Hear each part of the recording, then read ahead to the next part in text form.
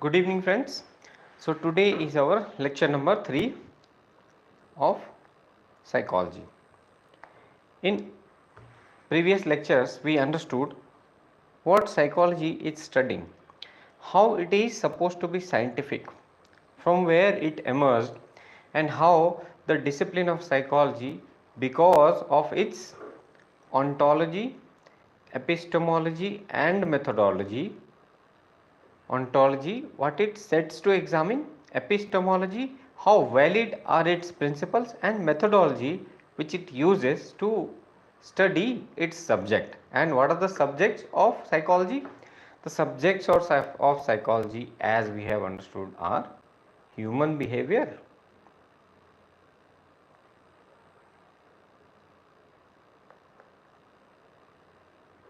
and cognitive processes.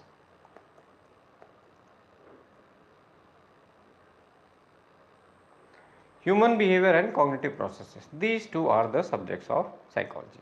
And how does psychology study them? What is the method employed? The method employed, we have seen, is the scientific, as psychology is defined as scientific study of human behavior and cognitive processes. One-liners definition which you have to remember. And please remember, this is the definition which you have to repeat anywhere, everywhere. You don't need to remember 5 different definitions of psychology, because you are not supposed to be an expert of psychology who knows unnecessary details of psychology. You are an expert of psychology who understands the concepts and threads of psychology and applies it in the most diverse manner. This is what we are training here. This is what our approach should be as a civil service aspirant. And for those people who are choosing to teach psychology, also the same method, conceptual understanding and application. Because you see, most of the time in your study of psychology for your exams, you need to focus on application.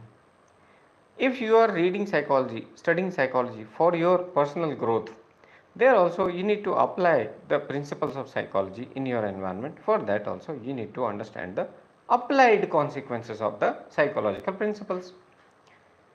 So our focus will be on applied principles. So scientific study of human behavior and cognitive processes, psychology defined. Definition.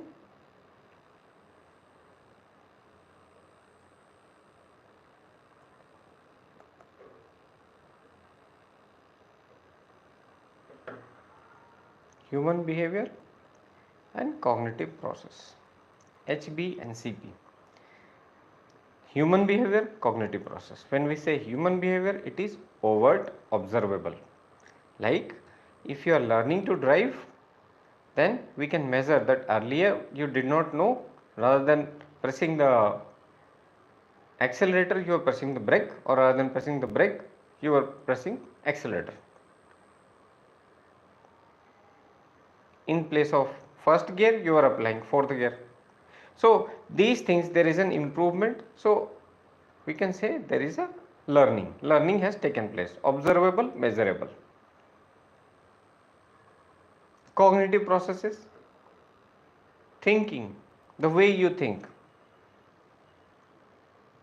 Although most of the covert processes earlier we could not measure, but with the incidence, with the emergence of computers and its use in psychology, now we can understand the covert processes as well.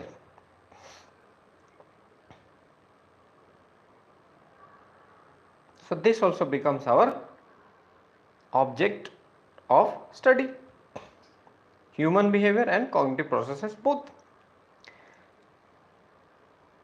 We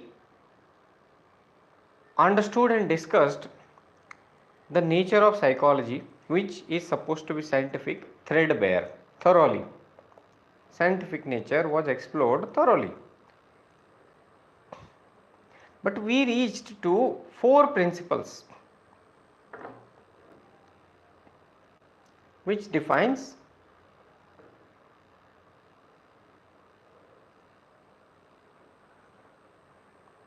whether a discipline is scientific or not.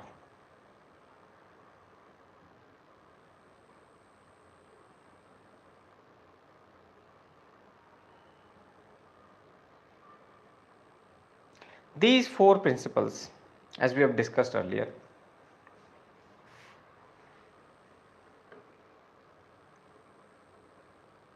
whether it is your objective study or not. Objectivity, that is, it is free from biases, and we have seen the human biases in form of two aspects, especially the experimental bias EB and demand characteristics. Experimental bias, the experimenter himself or herself being biased that his or her hypothesis should be correct. That is why consciously or subconsciously giving suggestion to the experimental group.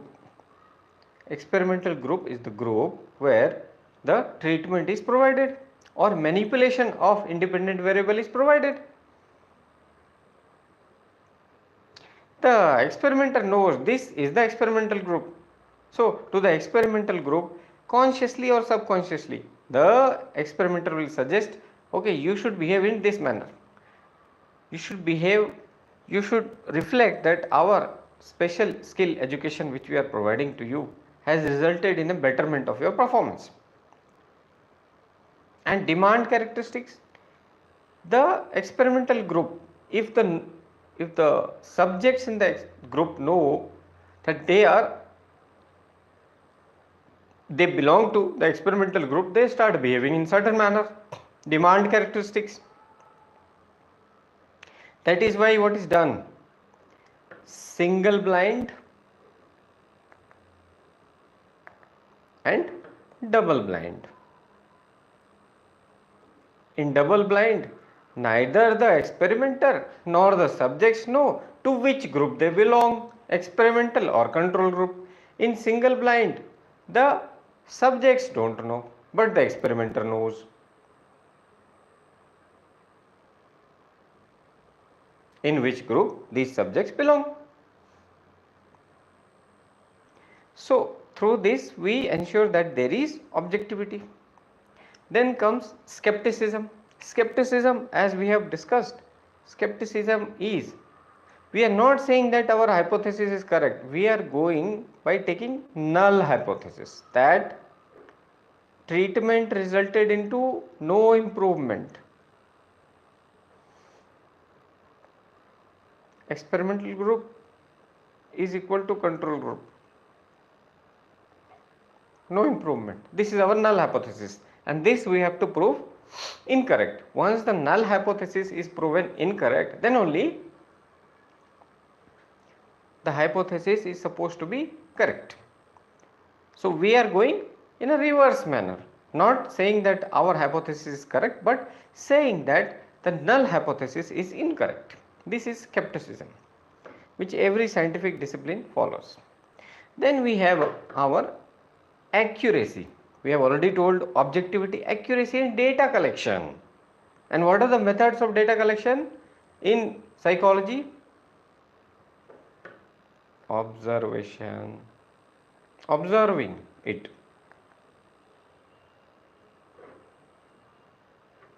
case study,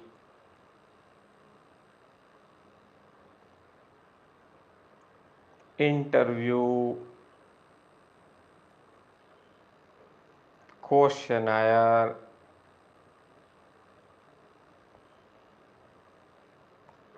observing the things. In Nuh, Haryana, Nuh, communal violence took place. Communal violence, CV. So, the researcher goes and does a descriptive study. Descriptive study. What is descriptive study? Descriptive study where, see, IV has already taken place, the manipulation has already taken place. IV, that is riot, has already taken place. We have no control over that.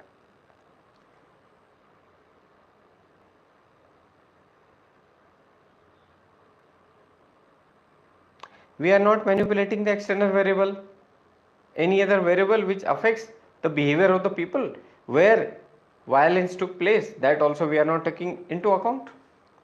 We are not taking into account anything. So IV manipulation not possible.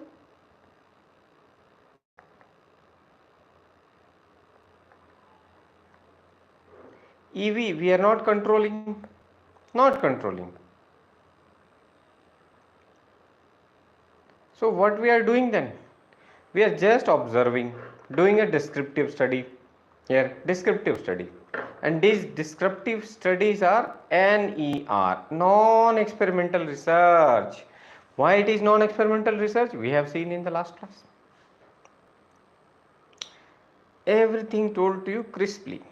And even if you remember these points, that is enough to answer the questions which appear in the exams 2013 onwards.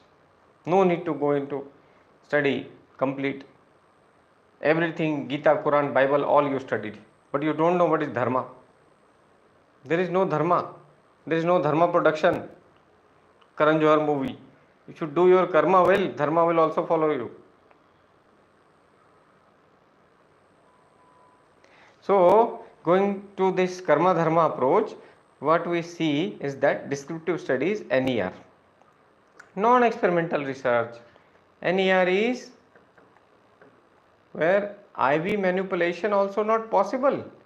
EV control is also not desirable.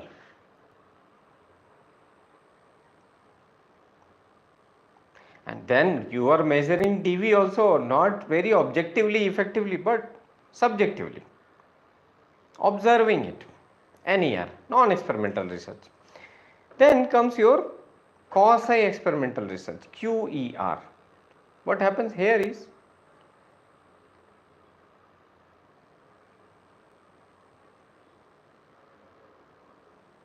randomization is not possible. Random assignment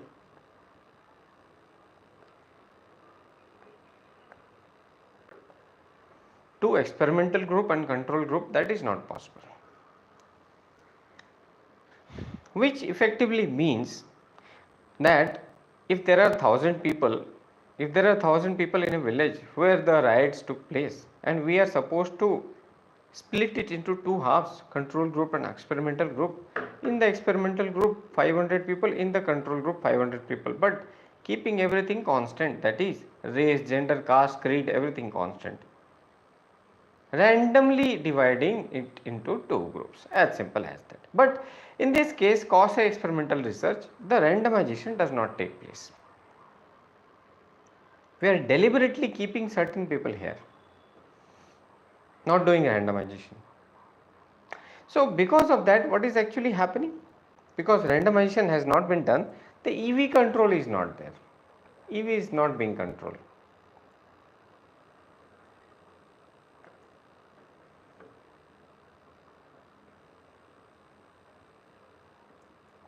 But what is possible? What is possible is IV is being manipulated. IV manipulation is being done. How? Suppose in the Nuh experiment itself, Nuh village where riots took place, we are dividing the whole affected lot into two groups, but we are deliberately keeping women in one group and men in other group.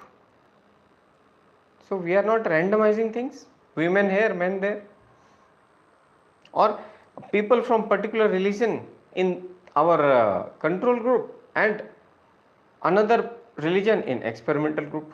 So randomization is not there, but still we can see the effect of the incidence of violence which they saw in them by measuring their stress, anxiety.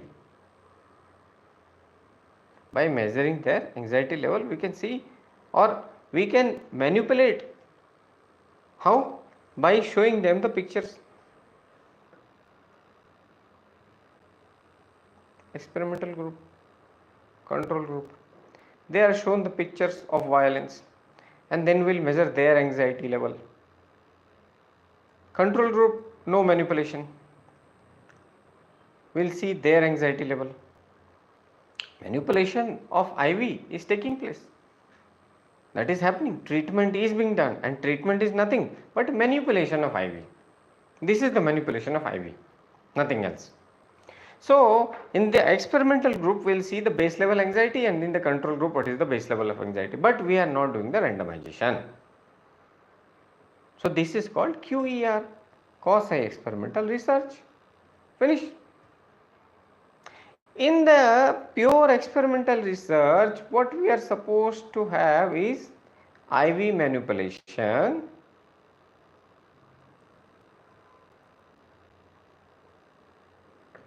EV control, and DV measurement.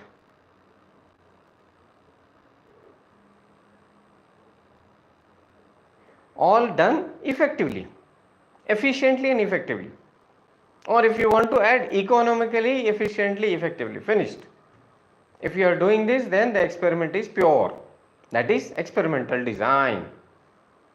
So what happens in psychology is most of the experiments are NER and QER, non-experimental research and quasi-experimental research. And we have seen the reasons, various reasons. The subject matter itself is indirect. We cannot observe it directly. There are ethical constraints.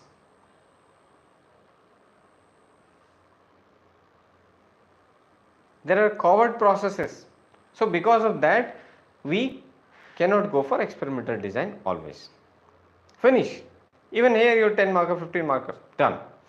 Let's now go to your principles of objectivity, as we were, how to call a discipline science. So accuracy in the data collection, we were talking about.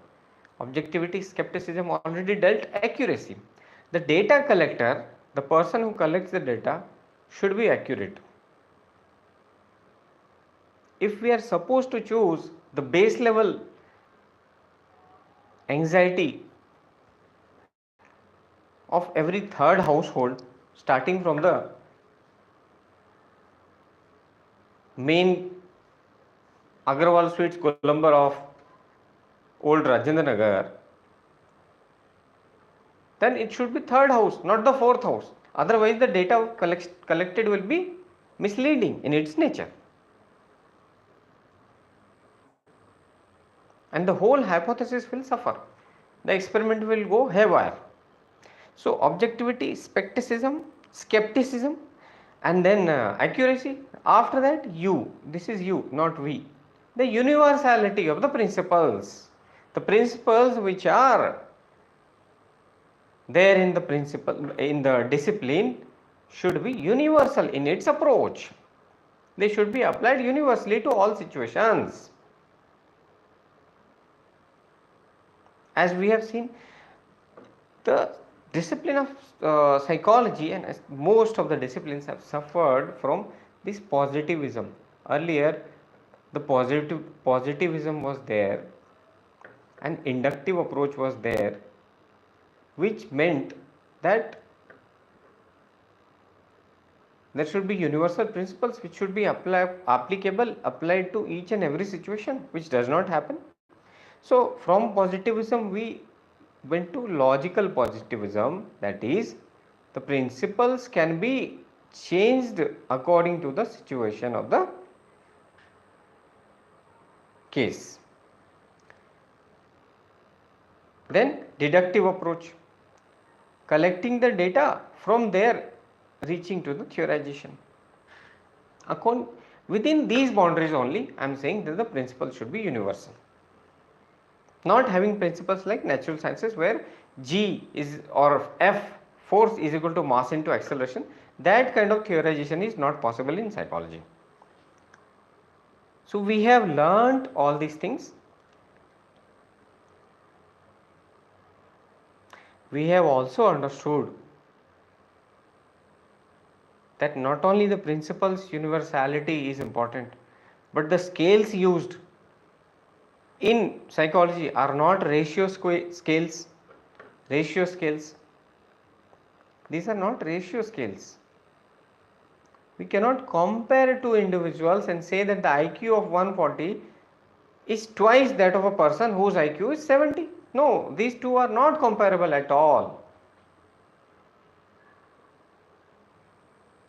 Unlike in natural sciences, when we say the person of 80 kg weight is twice the weight of 40 kg weight person, likewise we cannot say it here. So what is used here is your ranking scale, ordinal order based scale, make a ranking, or your interval scales generally used. Intervals are provided, IQ from 110 to 120 kind of, ordinal giving an order, IQ 140, 130, 120, 110 likewise with a space of 10, that is provided. Ordinal, interval, these are the two scales used. Then we have also understood that there is no absolute zero here, which is the case with natural sciences. Absolute zero is missing. There is no zero here, nobody is zero here.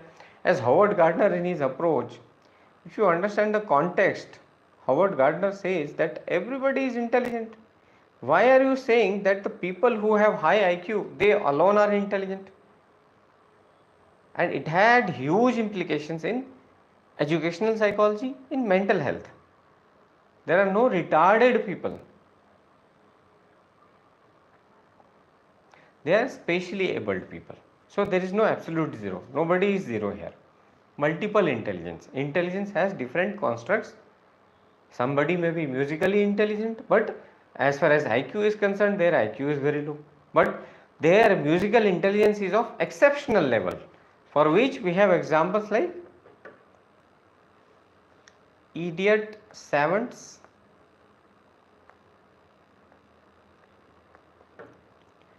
Williams syndrome.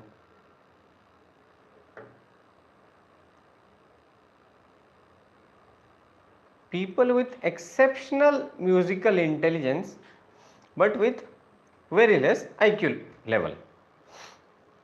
So there is no absolute zero here. The implication of not having absolute zero, not having ratio scales.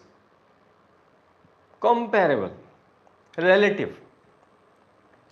This much we have understood. Now we will go and understand how, from where the psychology emerged. And within these threads only we will realize that psychology went from, first of all, how psychology emerged. Let us discuss the emergence of psychology. Who are the father and mother of psychology? Not Sigmund Freud or Wilhelm Wundt. The disciplines which gave birth to psychology, first and foremost, the discipline which gave birth to most of the other disciplines, philosophy.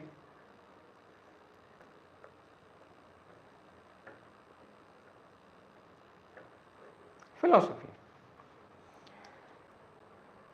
Since ages, the main concern of most of the experts has been what is behind the mind.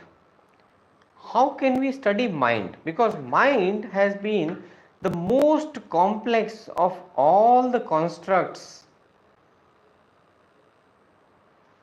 Mind, what is mind?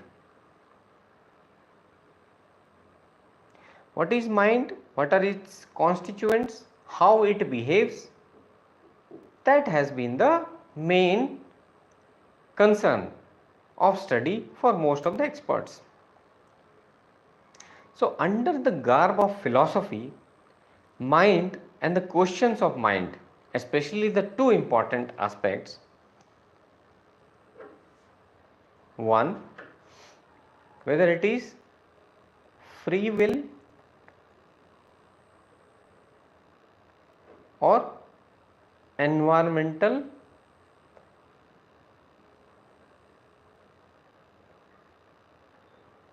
determinism.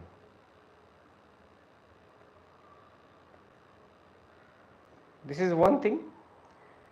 While studying the mind only, the two major things which were studied were free will versus environmental determinism, one. Second, mind body relationship.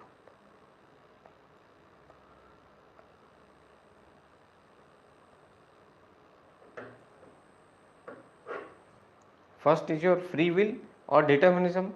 These are two major debates which has shaped most of the disciplines, especially psychology. The major ideas around which psychology revolves. We also will see why it is important to understand these threads, because then you will have a grasp and you will have a, not only the understanding, you will be passionate about learning psychology. That will reflect in your answers, which examiner likes and gives you marks. They study free will. What is free will?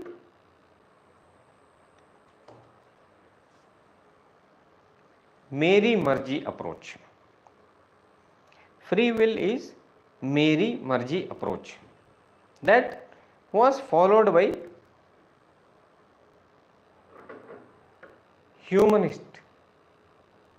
humanistic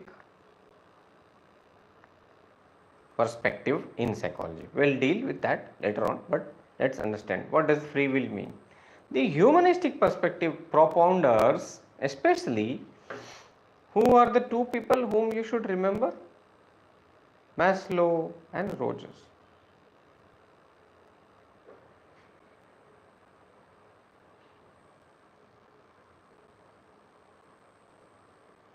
Maslow and Rogers, these are the people, main propounders of humanistic perspective.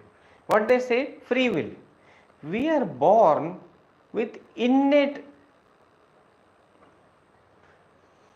predefined, pre-given tendencies to achieve the highest potentials of ourselves,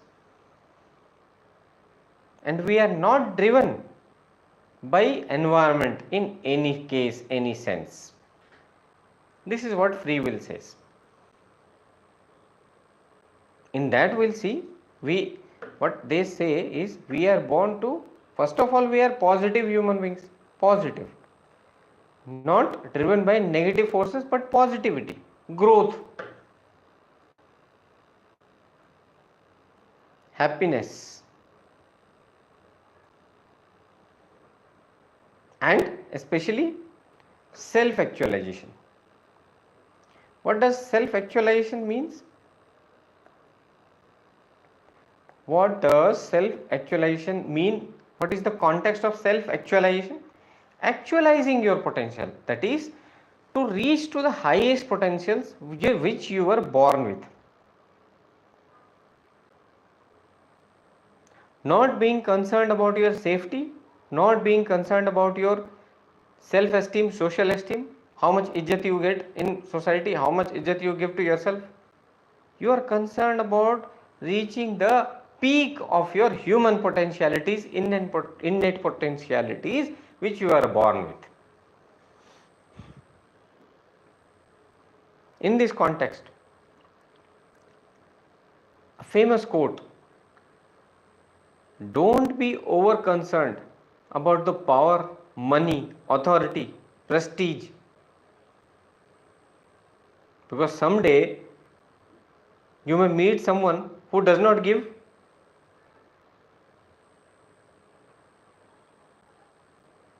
any respect to any of these, is not bothered about these things, then you will realize you are a poor person. In this context only it is said, when you are born with actualizing tendencies and you achieve that, you have reached the highest sense of your potentialities, highest self. This is told by Maslow. We are not diverting anywhere.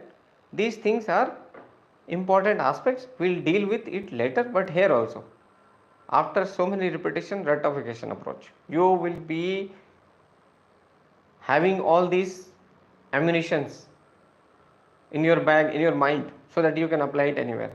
What does Maslow say? These are your basic need. What are basic needs? जानवरों वाले need. Food, safety, sex.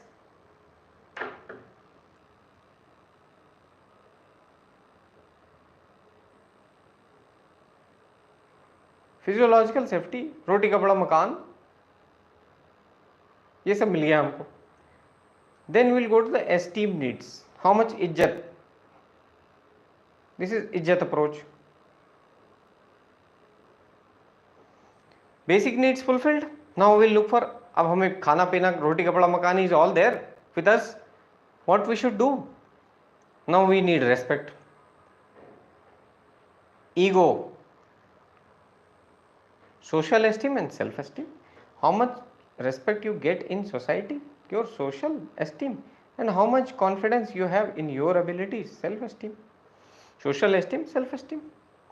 When you breach all these things, you reach to your SA, self-actualization.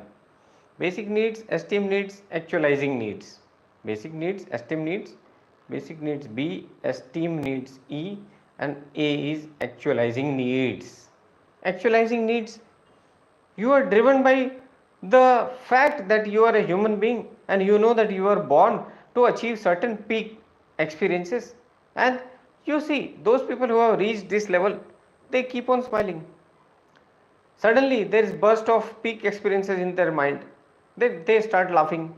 You will say, what is happening? There is nothing funny about the environment, nobody has cracked a joke, why this guy is laughing? These people are reaching to actualizing position.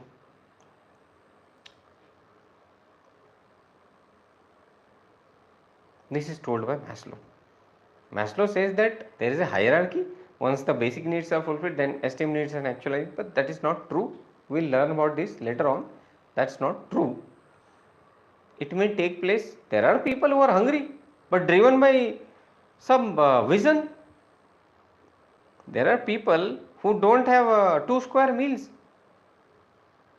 but rather than thinking about that situation, Elon Musk, living in such an abjectly poor and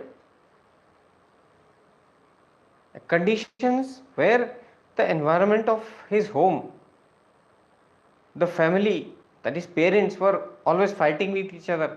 He was being bullied in the school, but what he used these opportunities for? Self growth. Studied about the rocket, made a rocket. That is also possible. You have to realize that potential within you. Everybody has a hero within. This is the theory of Maslow. Many limitations we will see later. Then another approach by Carl Rogers.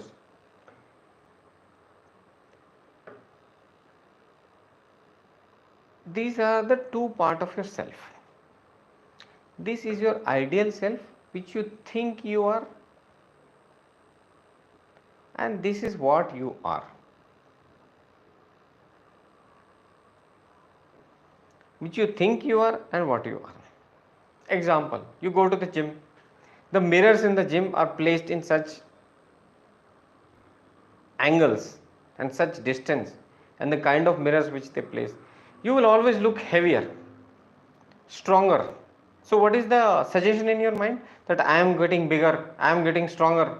Suggestions. Actually what is happening? The growth may be there, yes, but not at that speed which they are suggesting you to.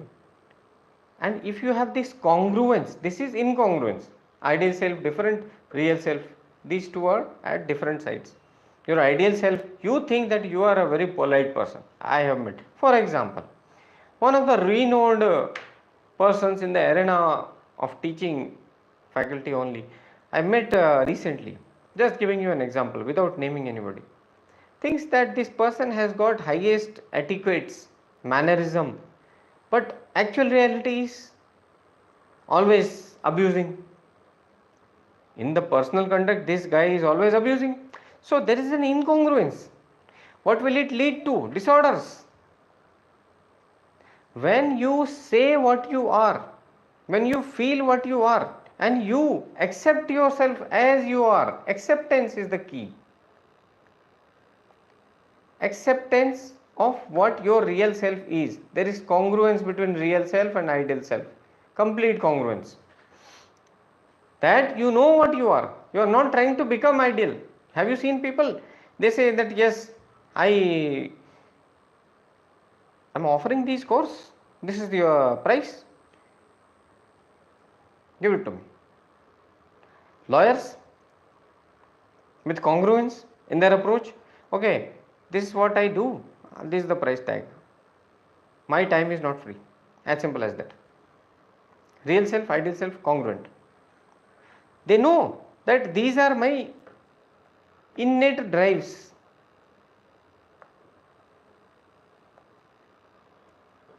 And they are not ashamed about it. They don't doubt it. They are not guilty about it. Complete congruence. When this happens, you reach your humanistic potentialities. What you are born with, you know what you are, and you project in the environment that I am this. Trying to become something creates problems. So we'll go back to our discussion where it started from. Free will versus environmental determinism. Under the free will, the most constructive and one of the most forceful perspectives in psychology has been of humanistic perspective. Then comes your environmental determinism. What comes under environmental determinism? Your behavior is being determined by environment. And what does environment mean here? Environmental determinism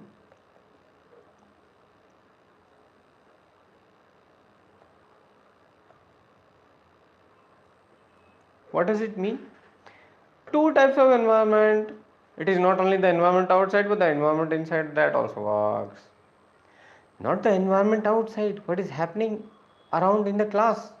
You are attending the class, surroundings, so many people, who is doing what, who is eating chocolate in the class, who is watching some other videos in the class. That also defines you, that also determines your behavior. You get distracted. But what is running inside your brain, inside your mind, what you visualize, this is called fixation. Your mind not only fixated to what you saw on Netflix last night, your that Inception movie, Inception, dream under dream under dream. You watched that movie yesterday.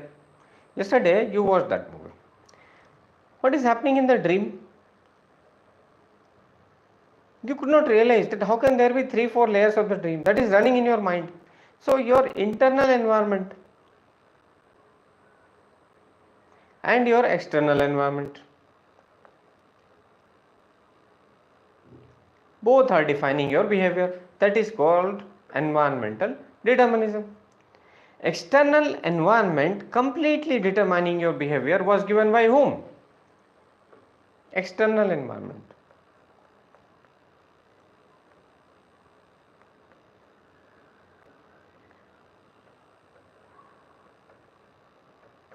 Determining your behavior completely one to one.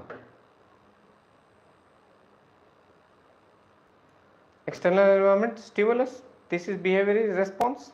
You must have understood by now. Stimulus response approach. Stimulus defining your response. Stimulus defining your behavior.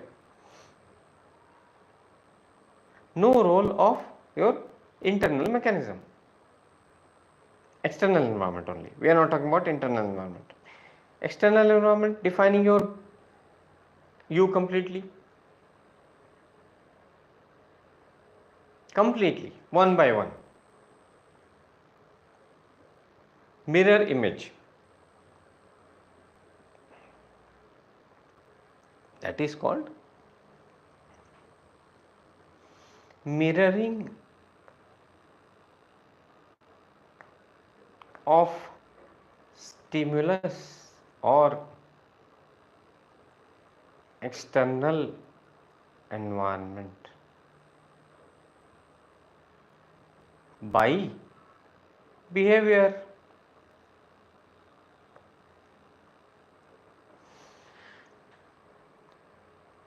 Mirroring, complete mirroring, one by one, one to one, stimulus response. The approach is also known as radical behaviorism. Radical.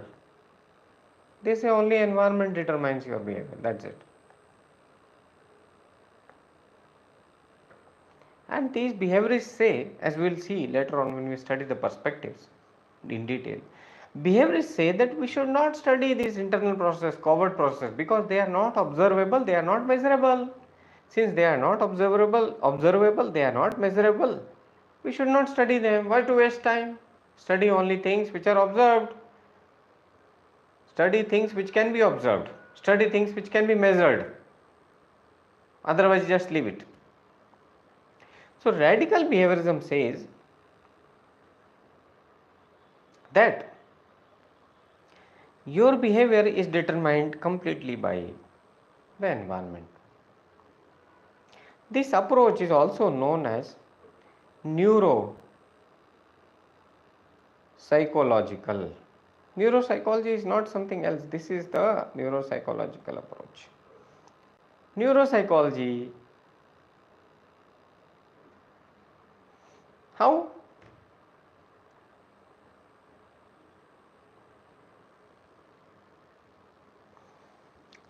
Two forces, especially CC, classical conditioning, OC, operant conditioning. Classical conditioning, first we will see, this is classical conditioning.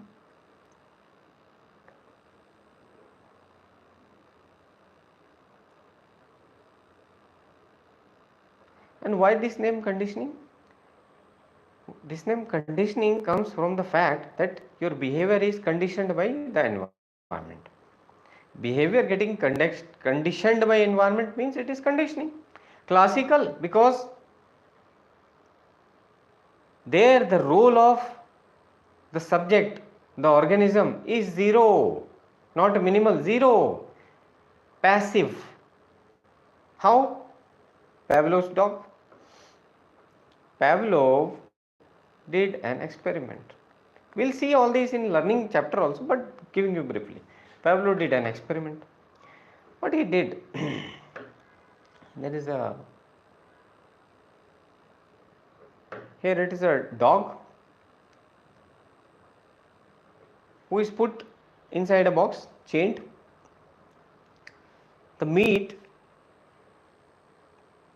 powder or meat in raw form is brought near to the dog's box. The dog starts salivating. Being hungry, the dog starts salivation.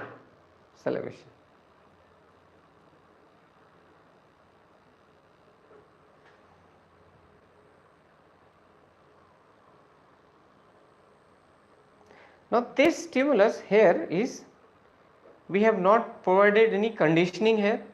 So this is unconditioned stimulus. Stimulus, something which is there in the environment, this is unconditioned. We have not done any tampering with the stimulus. Unconditioned stimulus.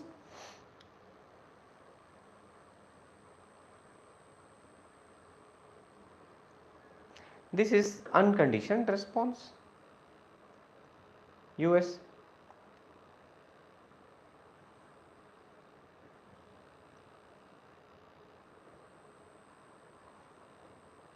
Unconditioned response. Unconditioned stimulus gives unconditioned response. Salivation.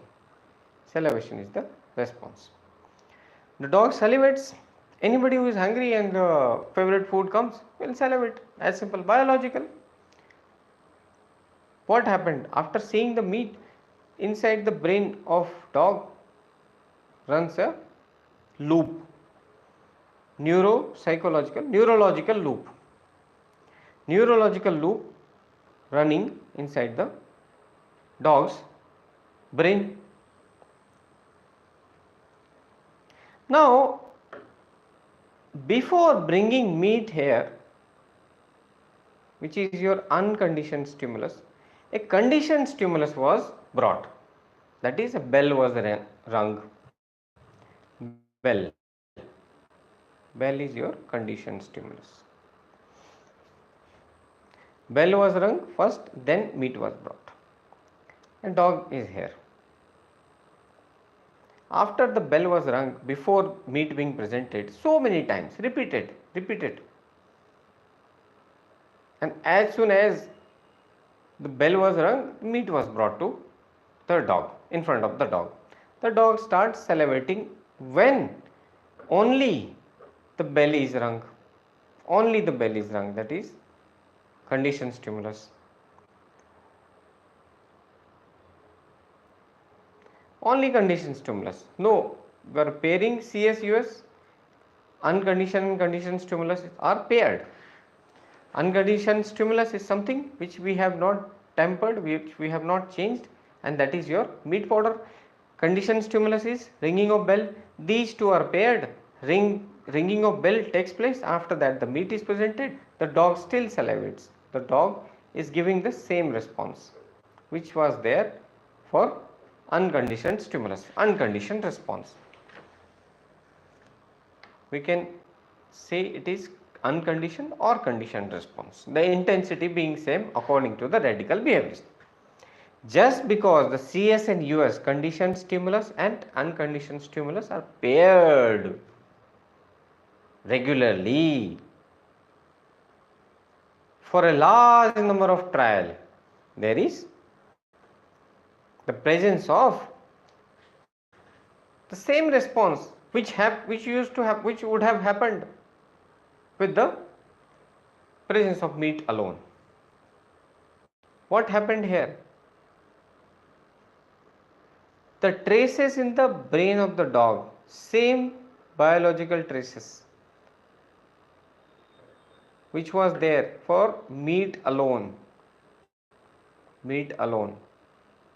same traces in the brain if bell alone is there. Only bell is rung, immediately after ringing of the bell, the traces like this start running in the brain of the dog.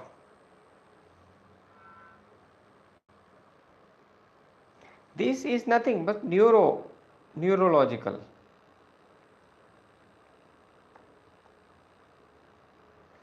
Approach.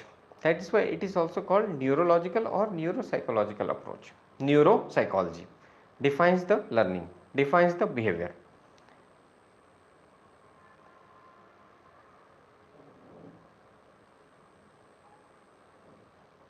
This is also called radical behaviorism because it's saying that the dog's role is minimal. Dog is playing passive role. Dog has nothing to do.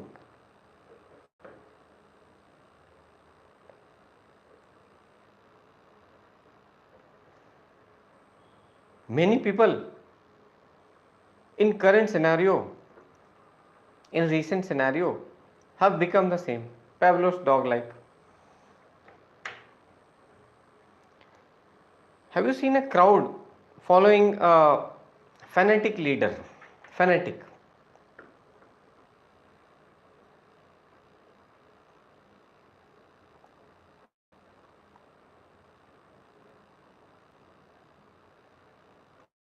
Fanatic leader, somebody who gives you a religious fundamentalism, gives the slogan, certain slogans.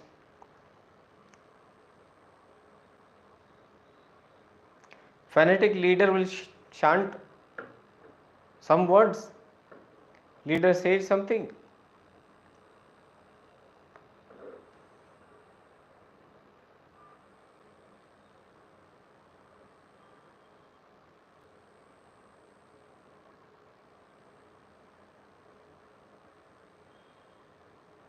Psychology की जय हो।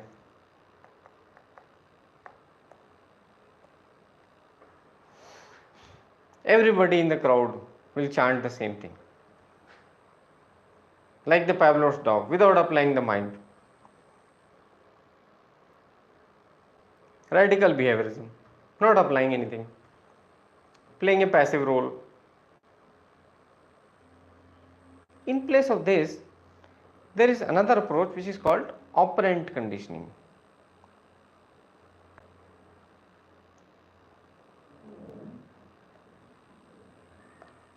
Where classic experiment given by Skinner,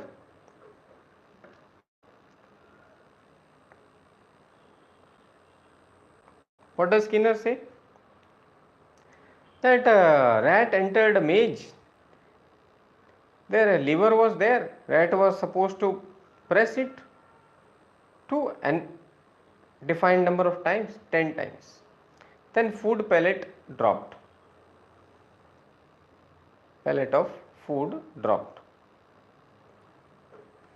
After so many trials, rat learned that the rat has to press the lever this number of times, then food pellet will drop. This is called operant conditioning.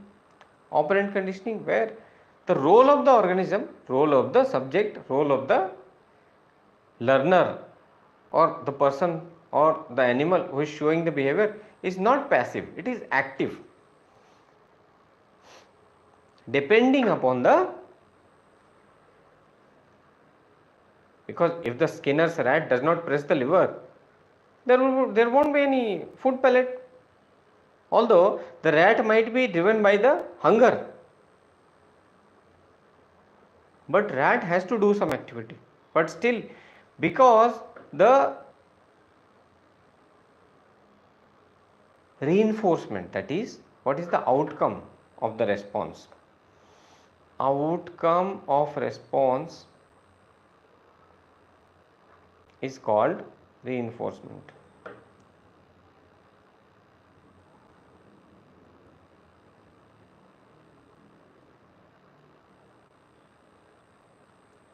This will define your behavior. If the food pellet does not come, the rat will leave. Rat has understood, but that pressing the lever so many times will result into food pellets, and that's why rat is doing it. The outcome of response, the reinforcement which you get, you are teaching your child to behave in a proper manner. The reinforcement which you bring, positive reinforcement, positive, that is reward, you will get a bicycle to the smaller kid. Of course, the smart bicycle of which nowadays are there on the road, these bicycles, you will get these kind of bicycles where which will have gear, which will have all the inclination in their gears. There will be music, there will be smartwatch in the bike itself. Why?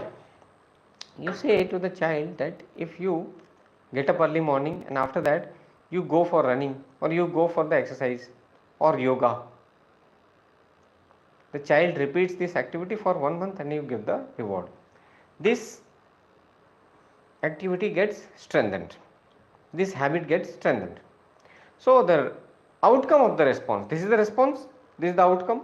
Because of the outcome of response, further the child says, no, okay, I am now doing this so many exercises, not only the physical exercise, the mental exercise also, puzzles, quizzes, studying in the early hours of the morning for the test, give me something more.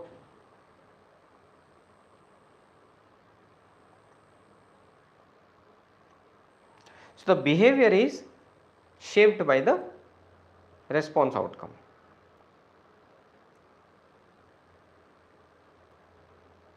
Here the child is playing an active role, not passive like Pavlov's dog, or Skinner's rat is not playing passive role but an active role.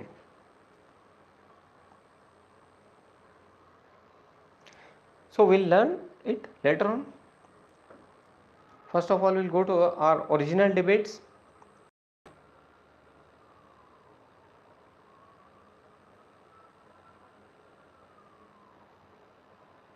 Free will versus environmental determinism.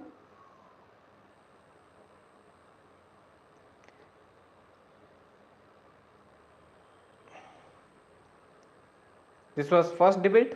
Second debate was mind versus body.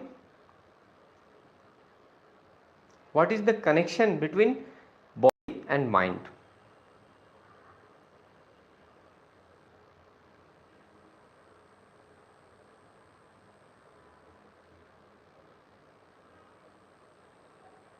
That we will see under two different approaches.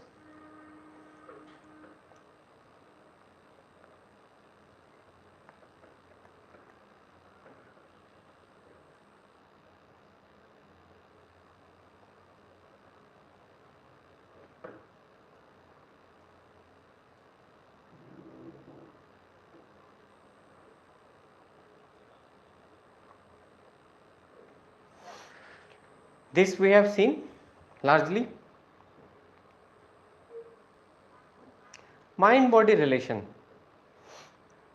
This was one of the major forces which defined the discipline of psychology.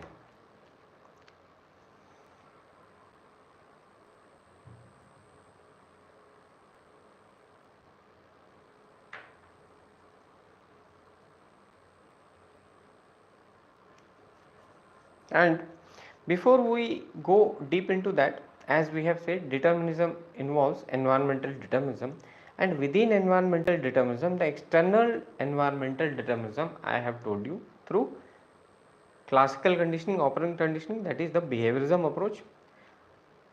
What about the internal environment? Briefly about this, because it will be left, so it may create confusion in your mind, as we have understood that there is a gestaltist approach, something which is learned in a complete manner, which you remember better. So external environment we have already talked about. Let's talk about internal environment. When we say internal environment, what does it mean? Now the forces of external environment were shaped by whom? Behaviorism. The forces of internal environment will be shaped by, basically the forces of internal environment will be shaped by two perspectives of psychology, which are known as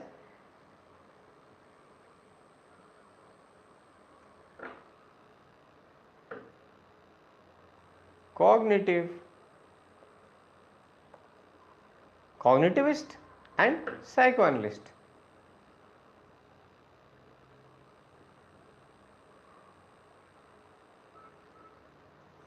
Psychoanalytic and cognitivist.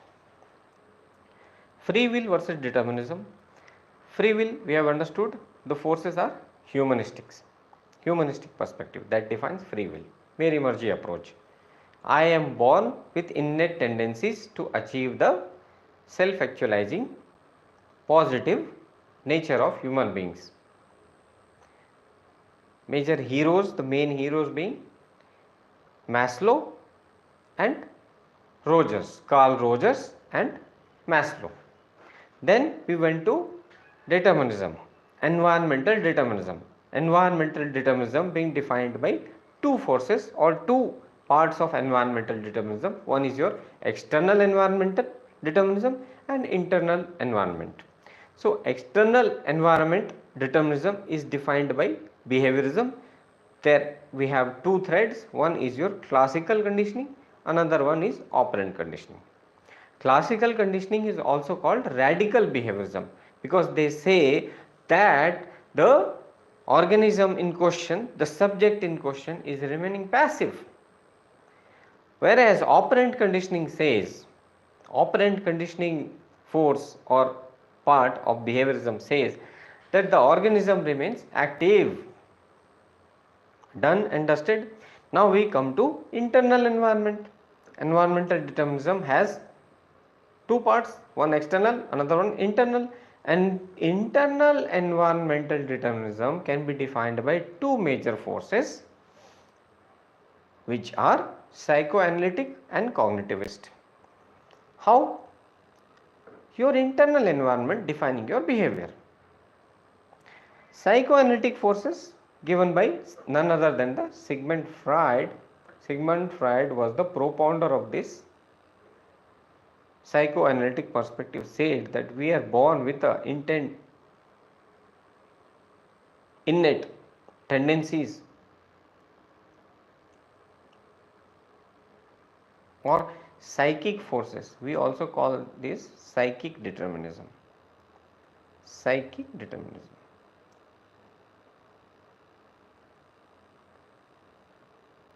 Or biological determinism.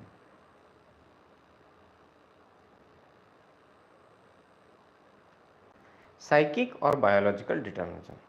The psychic forces within ourselves, which we are born with. Psychic forces are primarily negative or dark.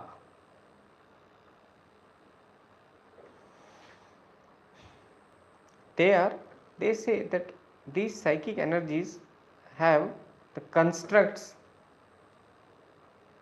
the constituents of psychic energy are sex and aggression. Sex and aggression, and our behavior is shaped by these psychic forces and to a large extent our early childhood experiences. We are talking about psychoanalytic forces. Early childhood, when we did not get full consciousness of our behavior, when we are very small, infancy, early childhood. When we are talking about early childhood, when we have not recognized our behavior, when we are unaware of our environment, everything is happening subconsciously and unconsciously. At that point of time, early childhood experiences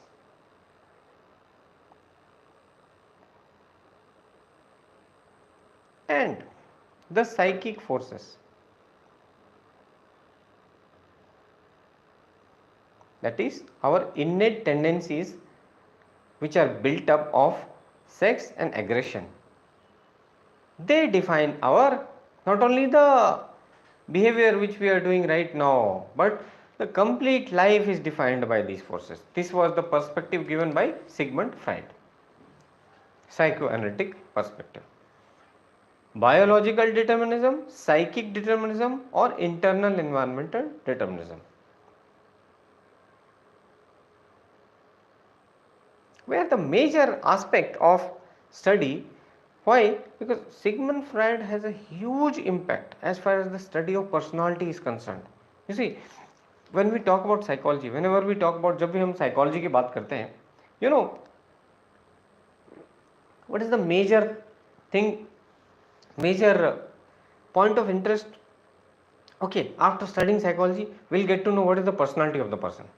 इधर हम बैठेंगे coffee के table पे, सामने जो भी बैठा हो हम उसकी पर्सनालिटी रीड कर लेंगे.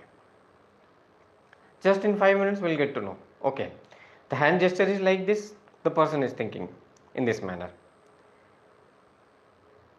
Head nods like this, raising the eyebrow again and again. Okay, the person is thinking something else. Twitching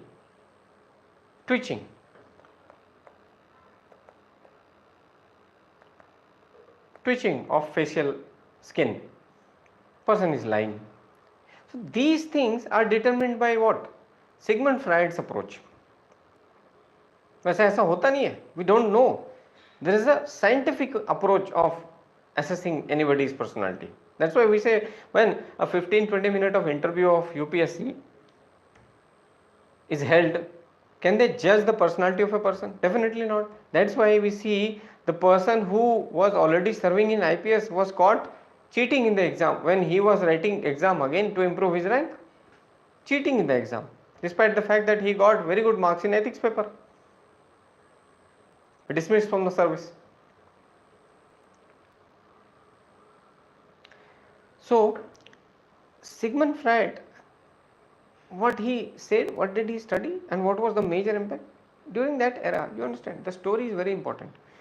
Lots of cases of mental disorders were taking place. Mental disorder, people were having huge amount of problems, people were suffering. His own daughter also, as some people account, that suffering from mental disorders like hysteria,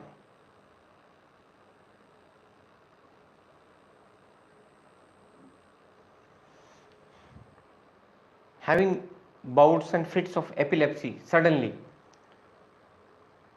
getting hysteric, mania, doing something again and again, not knowing why I'm doing so. That was an era where people were generally driven by the sermonization of churches. The church, religion, these forces, dark forces, were defining the society. So at that point of time,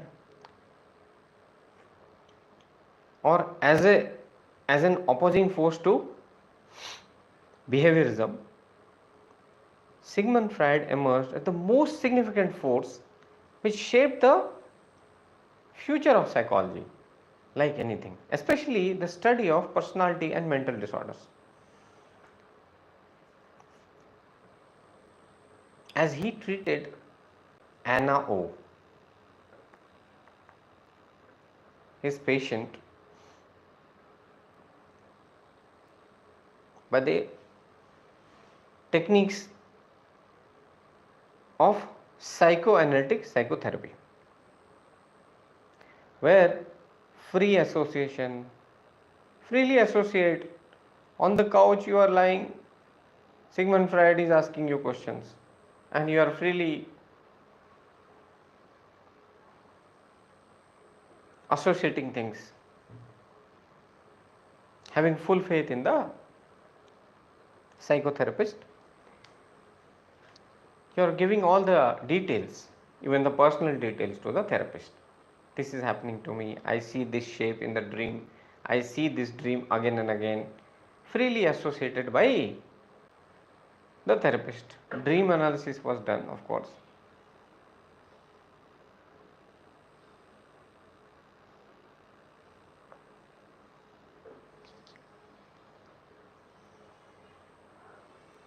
Free association, dream analysis. Freely associating the facts given by the client. We don't say the patient, the client. Then analyzing the dream.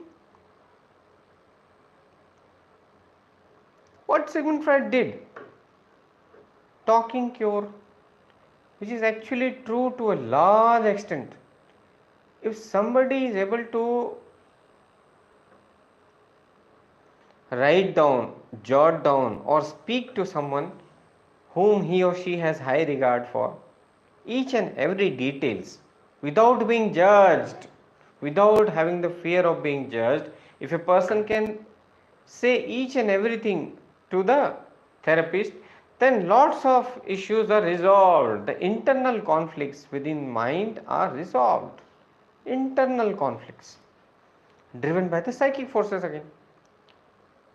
So talking cure, talk and you get cured, because everything which was there, pent up feelings, pent up emotions,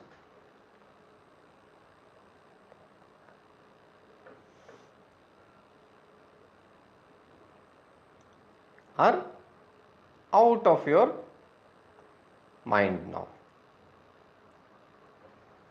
As some people say, after revealing all the details, after crying a lot, I felt very light. This is the pent up feeling getting released. Catharsis, catharsis, catharsis. Jama hua kooda kabada, which you are releasing. Several ways of that. There is a creative way of releasing this also. Creative way. Creative way of releasing them through literary activity, doing something creative, novel, that also releases this catharsis. So he cured Anna O through talking only. In this era, his approach was revolutionary. He revolutionized our understanding of personality when he said that this part, conscious part, is only a tip of the iceberg. Iceberg, you understand? This all is water. This is all water. This is the ice which you can see. All the amount of ice which is below water you cannot see, cannot observe, cannot feel, don't have any idea about. And this part is made up of what?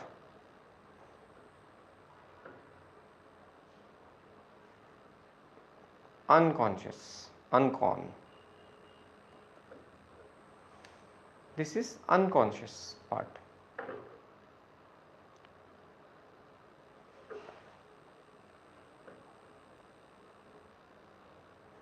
This part is your unconscious.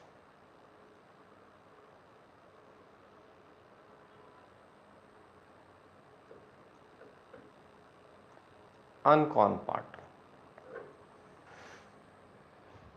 Or subconscious also, plus subconscious. Subconscious and unconscious, which is not apparent to us. We are unaware about us. This all unconscious and subconscious aspects of our personality. And that is why Titanic crashes. The Titanic saw only conscious, but we don't know. We are unaware about our own feeling. You see, you can relate to it. Sometimes we say, I don't have anything to do with this person. Wherever he or she is supposed to go, go. When this person starts going away,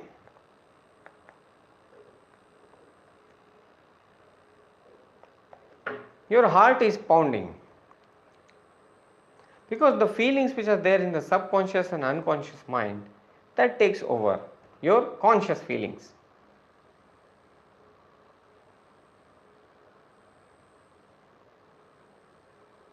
And we are not rational human beings. The thing is that every human being, as I already told you, is having this bounded rationality. We cannot be completely rational. We are not robots.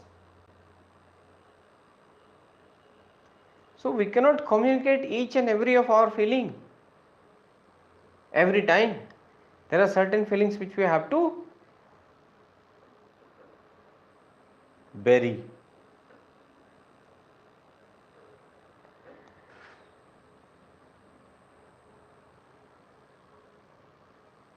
That is why Sigmund Freud's approach of dividing the personality into three parts, id, ego, or rather we should not draw this diagram, id, ego, superego.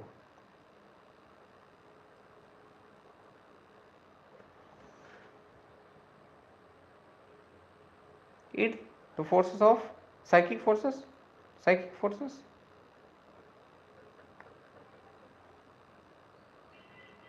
sex and aggression, which always tells you do this to satiate your feelings, so that you get satiated. As far as your feelings of sex and aggression is concerned, your basic needs are fulfilled.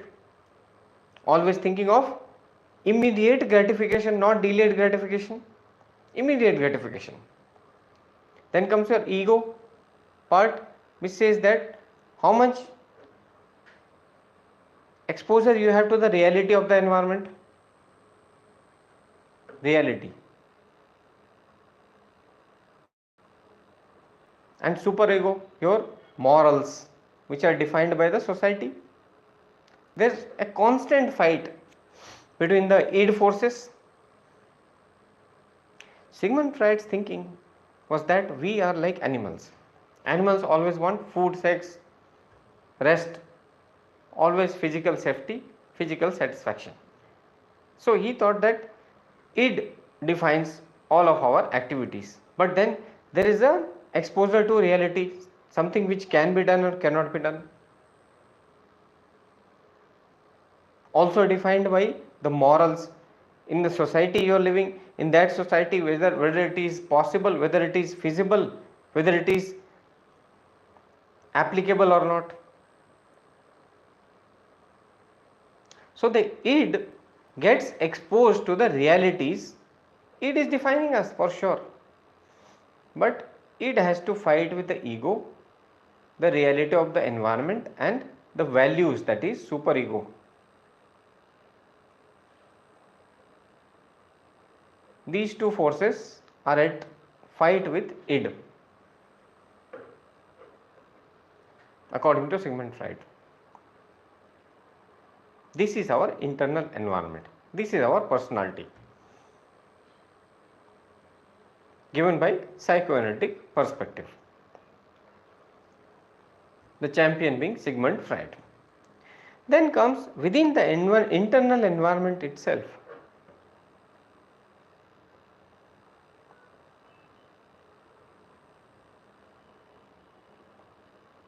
And one of the most important perspectives as far as contemporary psychology is concerned, cognitive.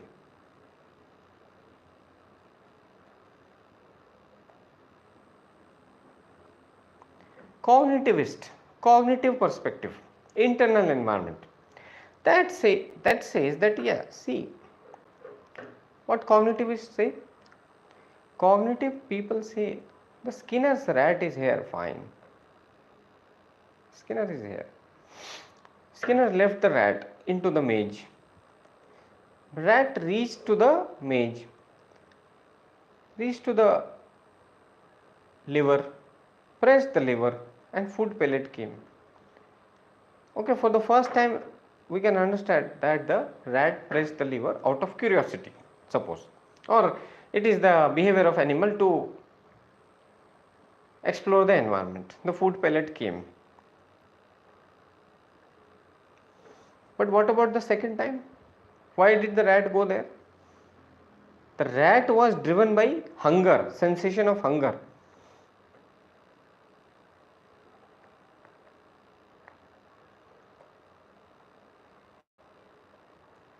Which is within the rat.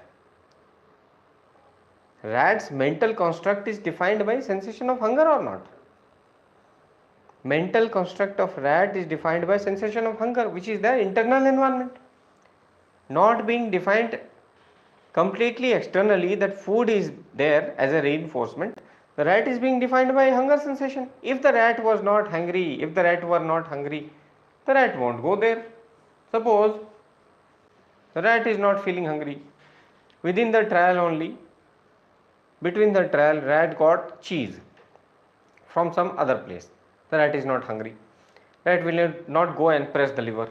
As simple as that. As some people say, there is no point preparing for civil services when I have got a satisfying job which appeals to their mental makeup, and that's why they are not going to fight for a risky examination. That is their approach. So what is happening there? Although we have so much of, you see, the approach of Herzberg. Herzberg was a person who defined motivation. There are two sets of factor, hygiene factor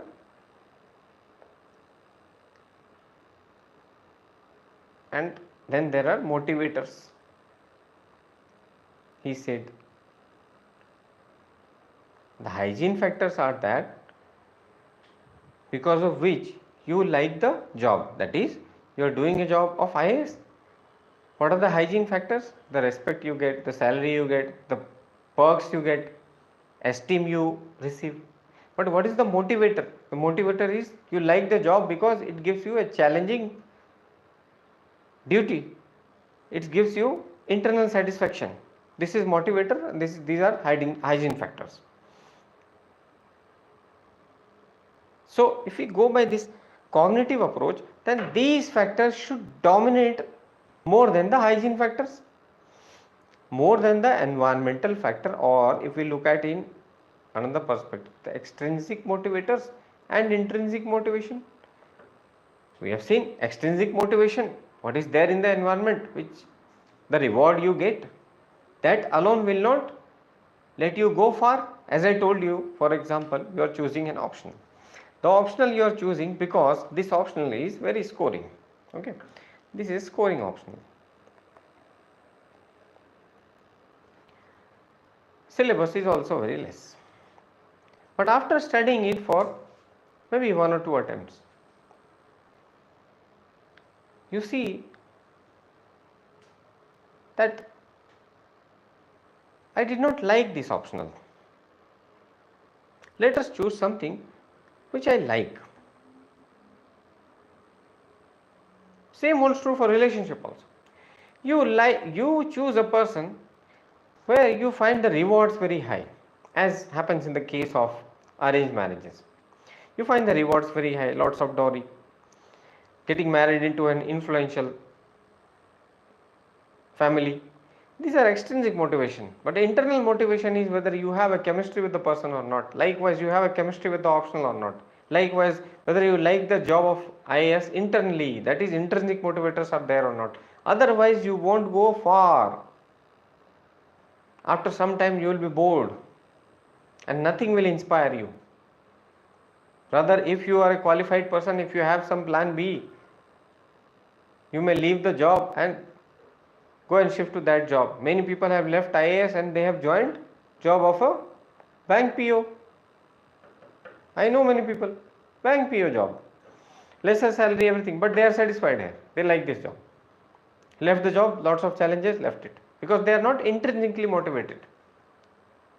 So intrinsic motivation is a construct of your internal environment given by cognitive thinkers, and because of this cognitivist only, so many constructs which were left by your behaviorist, like intelligence, thinking, problem solving, they all become a matter of study. Otherwise, it would have been left. What happened, what helped cognitivists also is the revolution of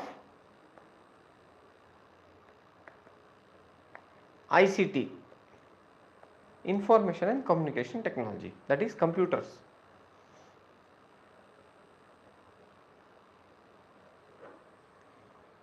Which gave us, computer technology gave us the liberty to study things in a simulated manner, simulation studies. We can now replicate, duplicate the behavior of a sports person, which he will do in the ground.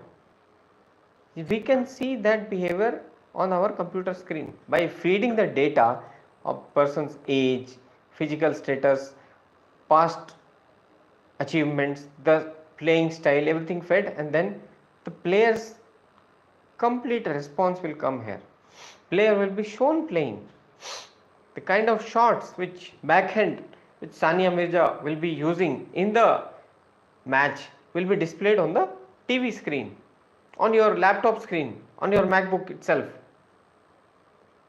Then you will realize that now the internal process of the sportsman is also there. As I had told you, there is Yerkes-Dodson approach. This is your arousal and this is the performance. So optimal arousal leading to better performance. This is optimal arousal.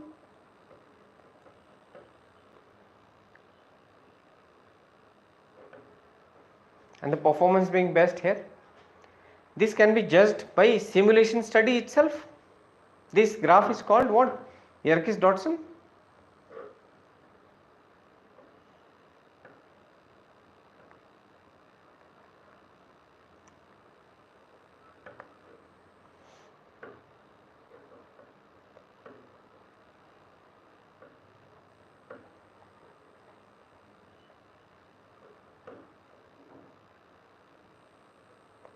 This simulation study done on computers because of the incidence of computer technologies, especially the things like psycho-cybernetics.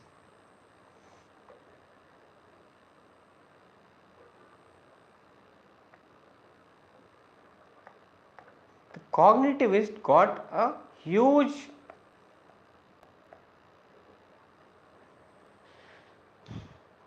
leap in their studies.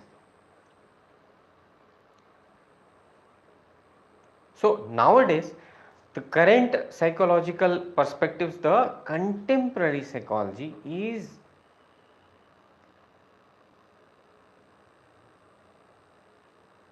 apart from other perspective, one major perspective which is dominating the current perspective of psychology is cognitive psychology, cognitivist or cognitive psychology. We can name it either way. Cognitive psychology, developmental psychology, cross-cultural, socio-cultural, biological, evolutionary.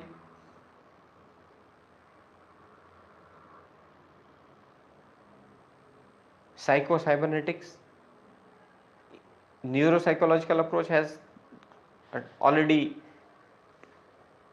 been thrown into dust, the biological approach. Deterministic approach also not very apparent now. These approaches are, as we will see later on, these approaches are dominating the themes of psychology.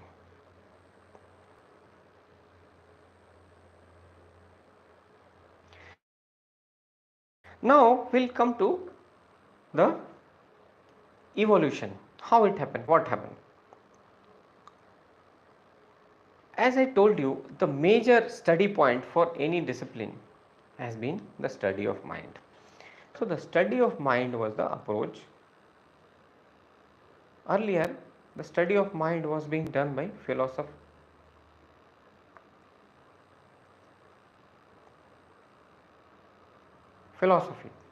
But philosophy was reading or studying mind or studying the perspectives of mind, especially free will versus determinism and mind body connection.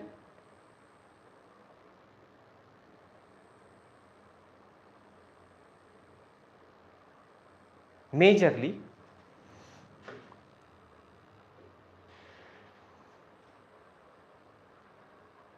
in a rationalist approach.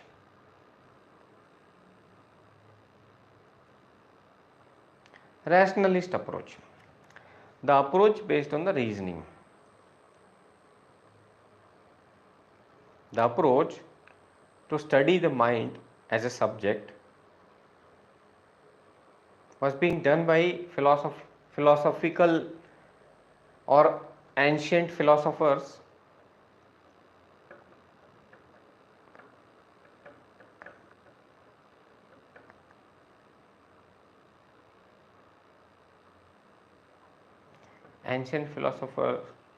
like Plato, Aristotle.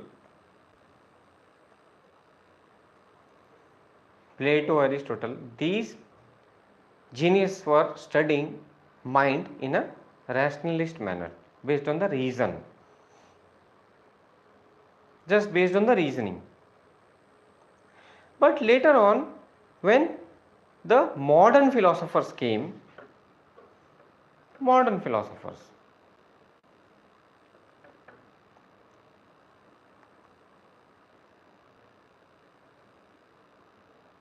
they said that no, reason should not be our approach, but our approach should be observation.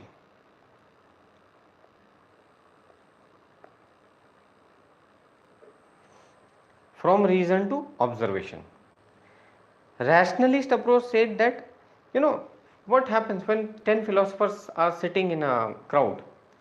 They will argue about anything not based on the scientific reasoning, not based on the scientific observation, facts and data.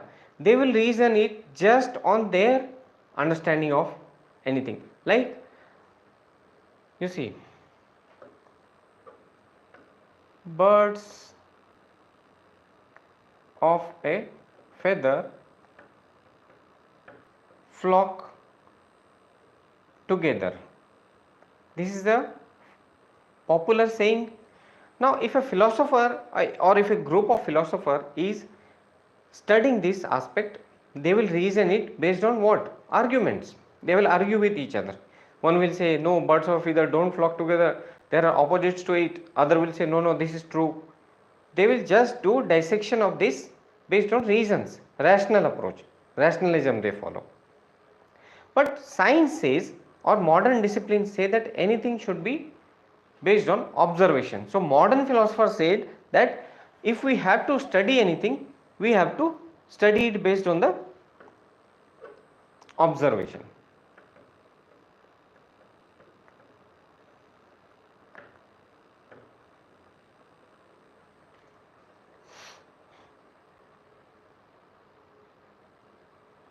Based on this philosophy only, when the philosophers of modern nature started studying our mind-body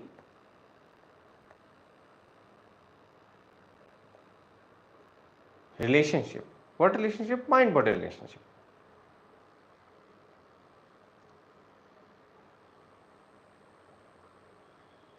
They observed that there are two types of approaches within this: mind, body. One approach is your interactionism,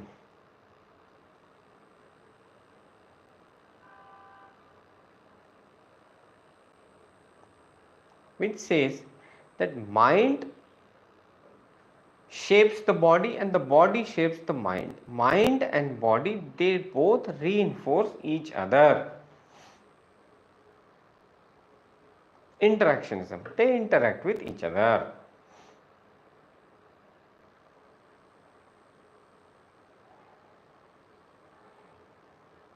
Another approach, mind, body, dualism.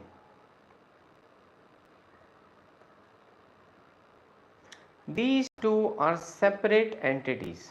Mind is a separate entity, body is another entity. And there is a communicator in between them, which is called your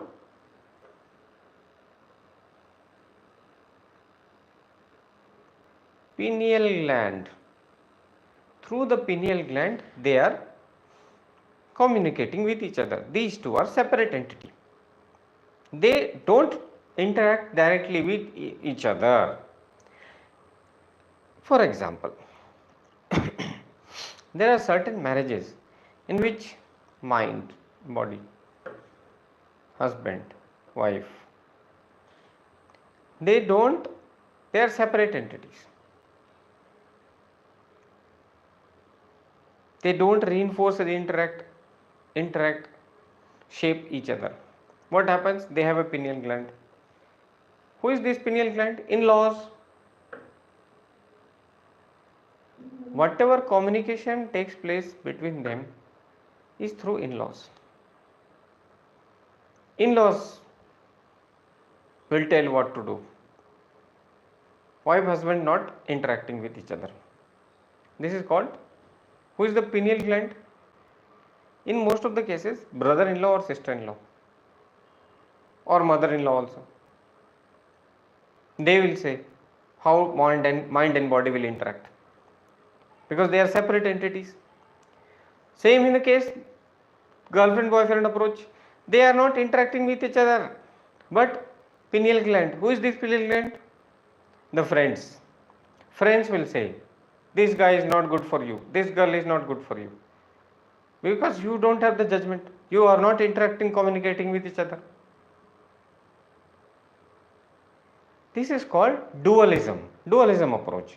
दोनों अलग अलग हैं, इसीलिए dualism, दुआ करो इनके लिए, क्योंकि ये dualism वाला अप्रोच है. दुआ, pineal gland approach. And what we saw earlier, mind body interacting. Mind and body interacting with each other. Whatever mind thinks, body does. Whatever body does affects the mind. Interactionism. Happy relationship approach. Husband wife interacting with each other, communicating with each other, shaping each other's behavior also. Girlfriend, boyfriend, same story. No role of friends who are suggesting what you should do, what you should not do.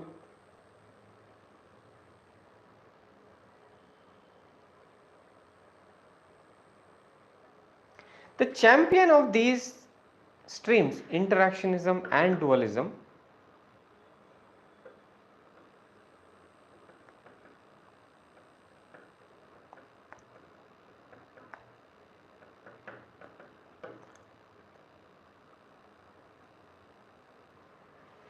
two approaches. Champion is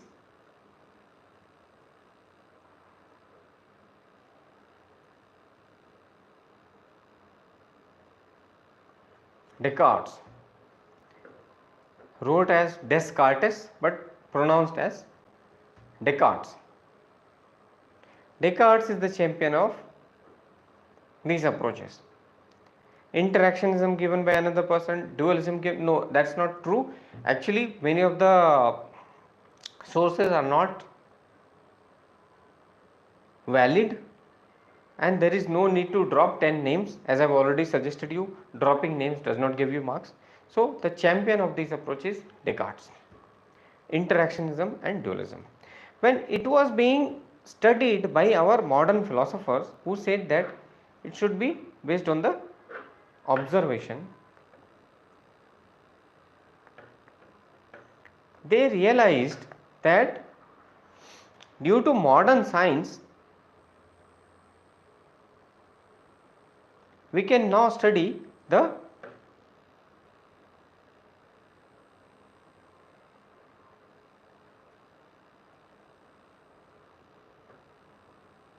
sensory system and nervous system.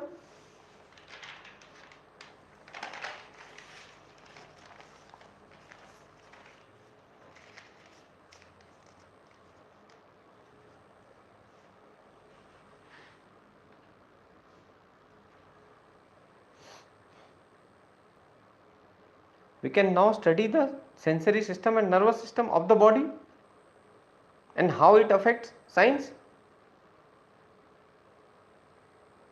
How the sensory system and nervous system, operation of the sensory and nervous system affects our perception. These are the bodily sensations, the nervous system the part of the body, sensory system the part of the body, but how it affects our perception. The champion here being Fechner.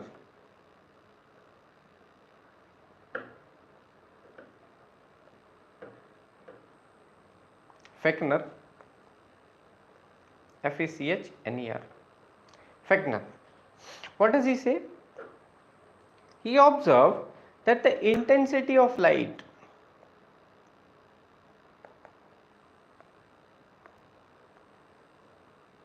and intensity of sound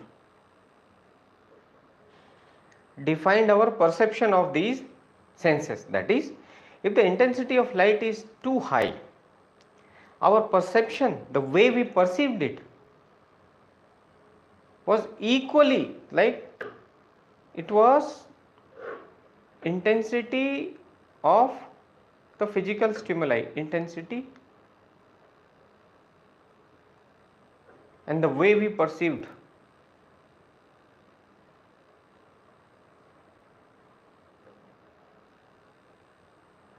The way we perceived it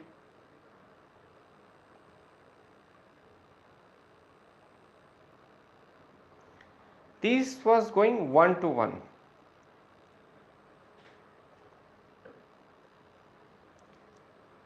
The way light's intensity changed, the same way our perception also got shaped. The way we react, our arousal system, all behaved according to the intensity of light or sound or any stimuli which came in the environment.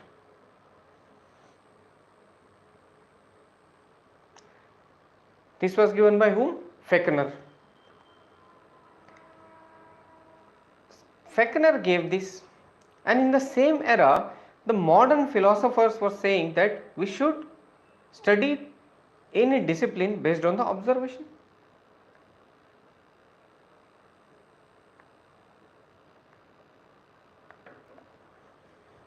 So there was a need to include not only the philosophy, which was primarily studying the elements of mind, but to include physiology also.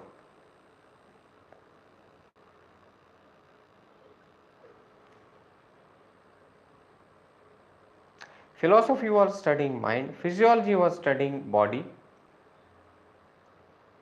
The mind-body interactionism approach said that mind and body not only interact with each other, they shape each other. And in the same era, Fechner gave this observation that the physical characteristics of the stimuli of the environment shapes our perception, which is a mental makeup. So the bodily sensations shape our mental perceptions, mental environment, and our mental environment shapes the behavior we have in the environment.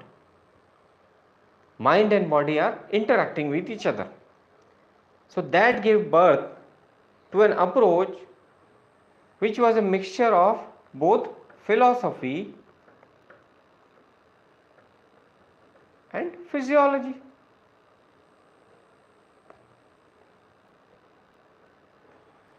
And this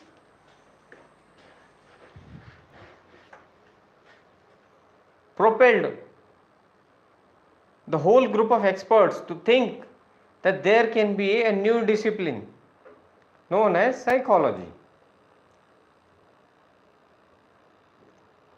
which by using the disciplines of both philosophy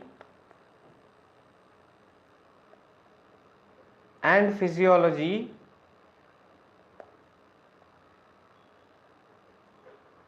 can study mind. Mind it, observe it, that we are still studying mind only. Mind is our subject matter.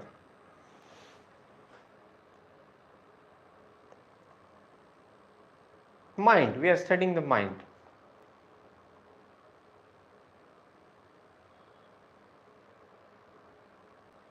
By using these two, there was a need for a new discipline, psychology. But as the forces in the society were leaning towards scientific approach, not only the observation based, but not only observation but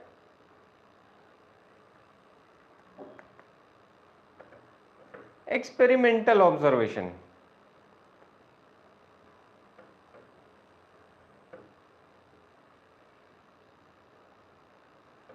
Within the discipline of psychology itself. First was the birth of psychology as a mixture of philosophy and physiology, new discipline, and within the discipline of psychology there emerged the forces which said that not only observation should be their hallmark of the scientific study, the experimental observation should be the main stem of psychology. That, my dear friends, gave birth to what is known as the most defining forces of psychology under the influence of one of the powerful personalities of psychology, Wilhelm Wundt.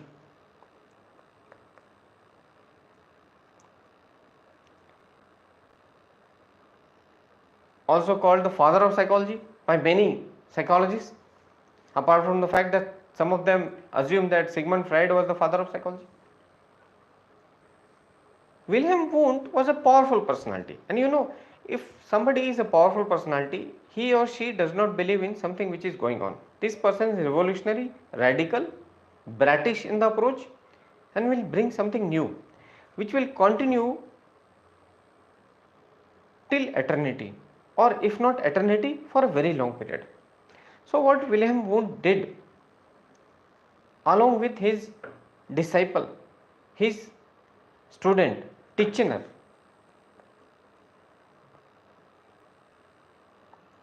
Wilhelm Wundt and Titchener, what they did, They not only established a lab in Germany,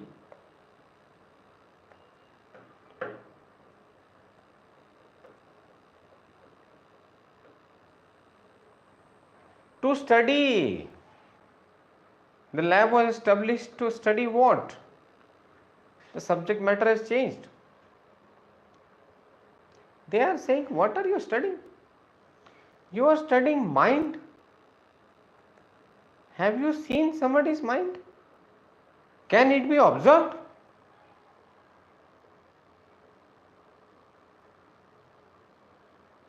Can you see and observe mind? The answer is no. So they said, rather than studying this mind, we should study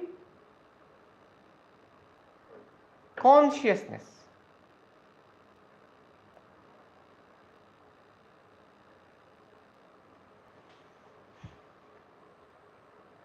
What is consciousness? How we react.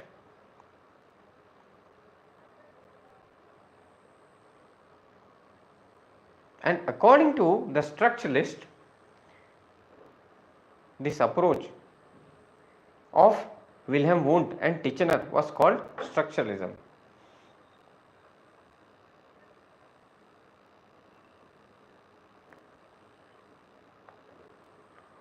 What they are supposed to study? The structure of consciousness.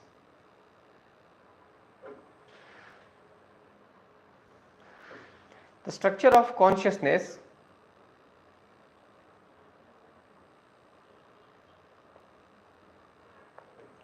the structure of the consciousness.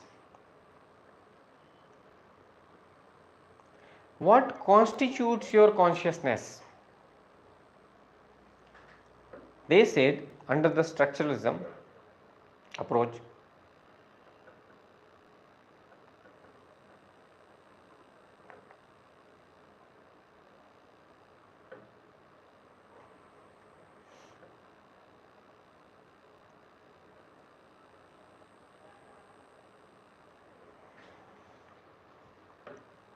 see its structure, its constituents.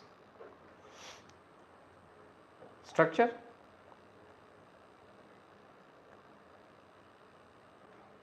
the constituents, primarily image, affect, sensation. Structuralists under the garb of Wilhelm Wundt and Titchener says that you have to study these constituents and you have to see how they interact with each other. And what is the method of study? In controlled conditions of the lab. These are the controlled conditions of the lab. This here is our trained person, trained observer.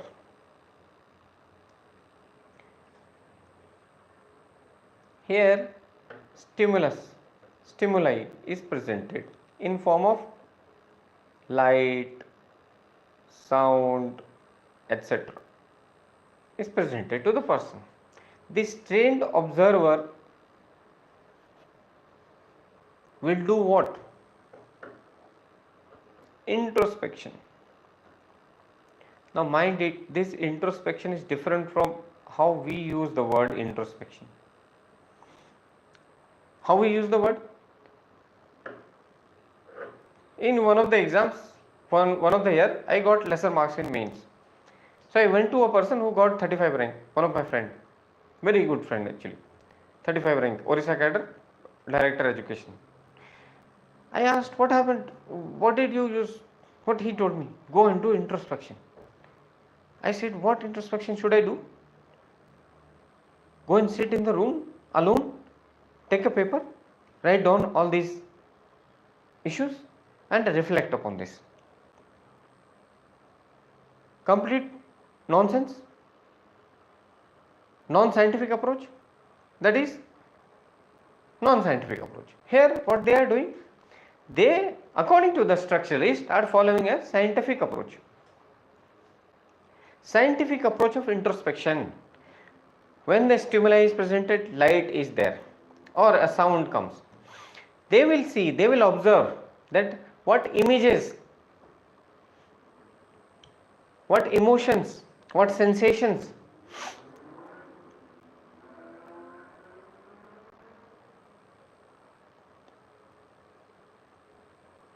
come to their consciousness, not mind. Mind lost, thrown away. Come to the consciousness. What kind of images comes to the consciousness? What kind of affect, that is emotion. Affect is a brief period of emotion.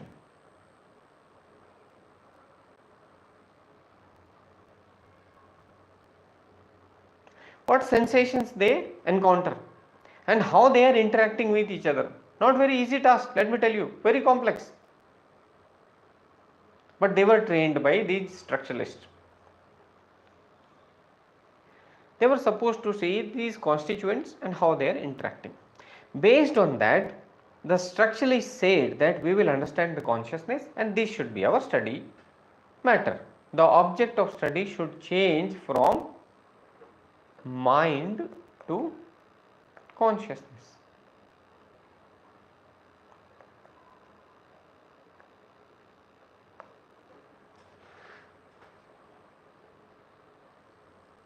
From mind to consciousness.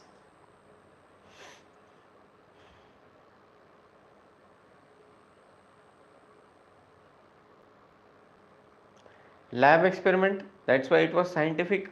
The first scientific approach towards understanding psychology, for sure. William Wundt being called father of the experimental psychology, because before that there was no experiments prevalent. There was no mentioning of any kind of experiment. Father of experimental psychology. Scientific method definitely used. But tell me honestly, the kind of definition we have for psychology now, scientific study of human behavior and cognitive process, does that fit the definition? Do you think it is the scientific approach, especially the introspection, which is quite subjective? Consciousness, again, not an observable, measurable phenomena? The answer is no. That is why if we look at the scientific rigor,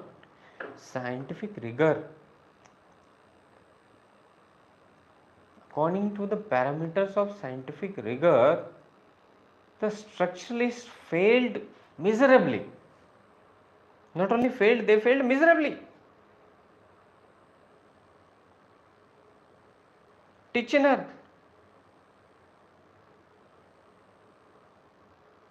being the student of Wilhelm Wundt, went a bit ahead. और हमारे इधर कहावत है ना, गुरु गुड़ तो चेला चीनी. Means sometimes the students are much better than the teachers. At many places you can see this example. So what Titchener said, sir, Mr. Wundt, what you are doing? You are wounding the discipline of psychology. This method of introspection is quite subjective.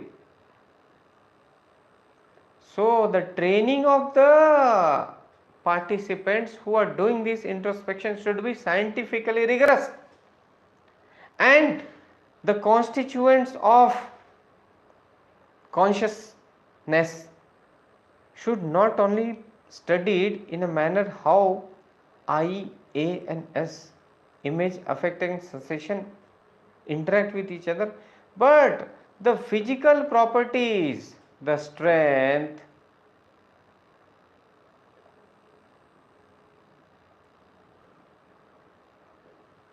duration,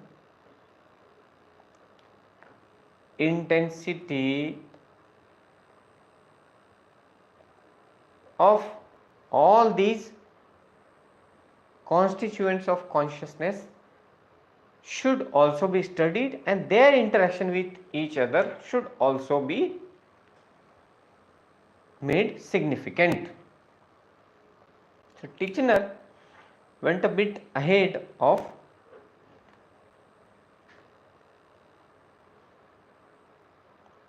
Wilhelm Wundt for sure,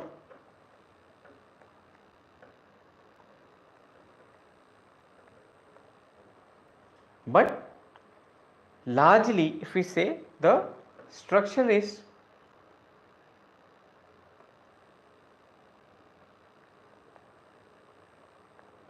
failed as far as scientific rigor of the discipline is concerned.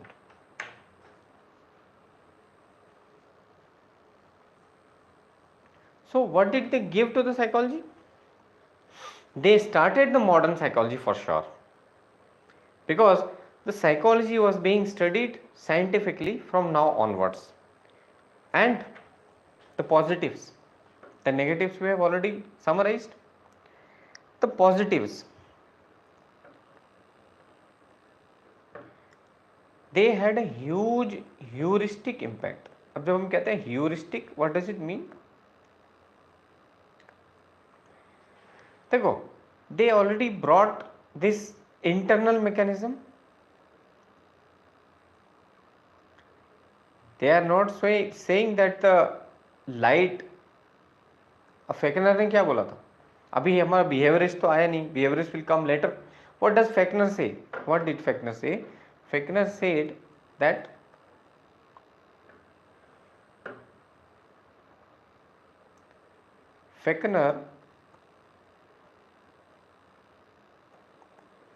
the stimuli and our perception, they go hand in hand, right or not? This is what they are saying. Physiological approach. Later on, radical behaviorists will also say the same. But what structuralists are saying, that no, there is no one-to-one connection between stimulus and response, stimulus and behavior, but there is something which is called internal mechanism. So rather than simple SR approach, there is something called SIR approach. I is internal mechanism, not SOR I am using because of some reasons which we will explain later. This SIR approach, internal mechanism, this internal mechanism can be of the cognitivist way or the psychoanalytic way, cognitivist or psychoanalytic. So structuralists actually laid the foundation for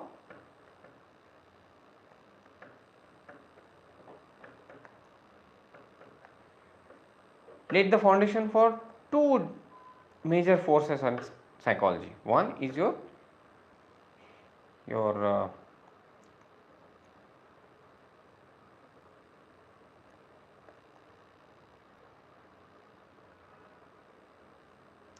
psychoanalytic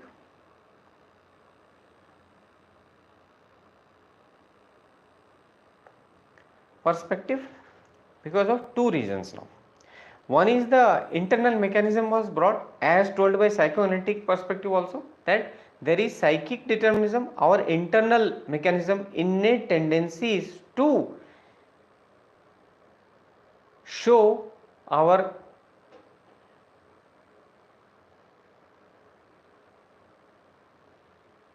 psychic forces of sex and aggression, to display sex and aggression in our environment, which is shaped by early childhood experiences, determines our personality, determines our behavior, told by psychoanalytic perspective. Likewise, cognitive perspective says that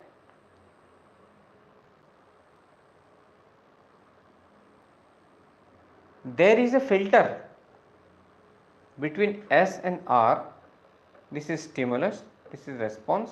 There is a filter through which the stimulus goes, then only the response is shaped. Even if you are hungry and you are writing your main examination, you are very hungry, but you have to complete the paper because you know completing the paper is very important. It will shape my career, it will shape my whole life. Will you still like to leave the room with the permission of the invigilator and go outside and have a sandwich? Or many students nowadays I see they will carry the Red Bull along with their water bottle as well. So one Red Bull in between. No, no Red Bull. The bull is in front of you. If you don't complete the paper, you will be bullied for the whole life. You will be bullied for the whole year, if not the whole life. So cognitive approach, there is something, some filter inside you, despite the fact that you are hungry, that you are focusing on the paper and you give outstanding performance despite the fact that you are hungry. As I gave you the example of Elon Musk, despite the fact that limiting environment was there, this person excelled like anything. So cognitive approach, cognitive and psychoanalytic perspective, both were shaped, the foundations were laid in the structuralist approach itself. You see, the psychoanalytic approach, not only the psychic determinism, you see, what are they studying? Structure of the unconscious. Here what is being studied? Structure of the conscious. You see, the structuralist, this is structuralist. This is your psychoanalytic approach.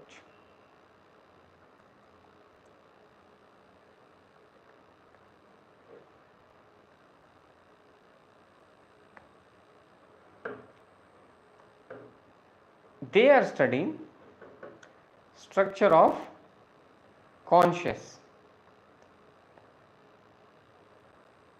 or consciousness. They are studying the structure of unconscious. Both are having structural approach or not? Yes, that's also a heuristic approach, heuristic impact of structuralism. Internal mechanism. Well, this is heuristic impact. Second is because of the huge opposition or as a reverse force or as an opposing force, what emerged? Both functionalism, which we'll study after this, and behaviorism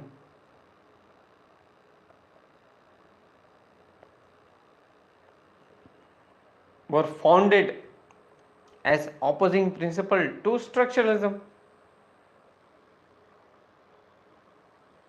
As structuralism said, you should study consciousness.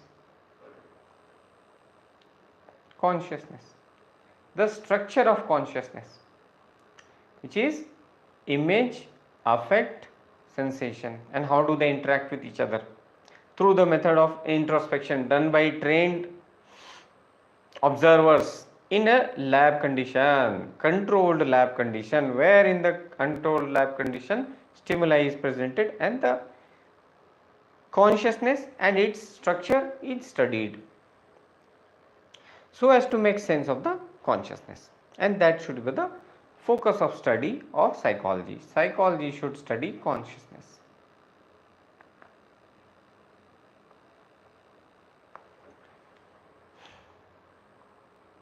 But what functionalists said? That no, studying the structure of something is not going to help us. We should study whether it is functional or not, functionality of the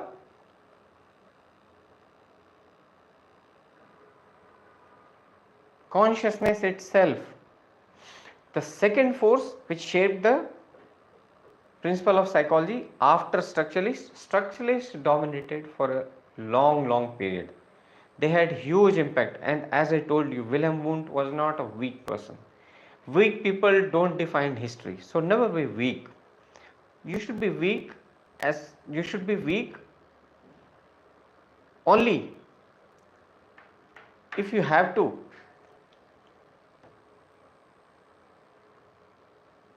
save the very important relationships. Apart from that, you should always showcase your strength. And strong people shape the discipline, strong people shape the history. Never take it on your self-esteem. So Wilhelm Wundt has a huge impact on the discipline of the psychology, being called the father of psychology. But after that came another force known as functionalism. Functionalists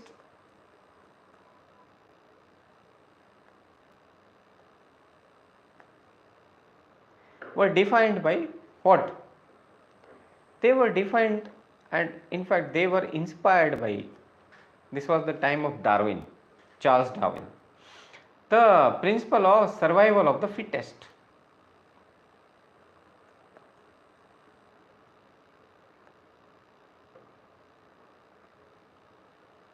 So they were defined by the fact that we should study consciousness only.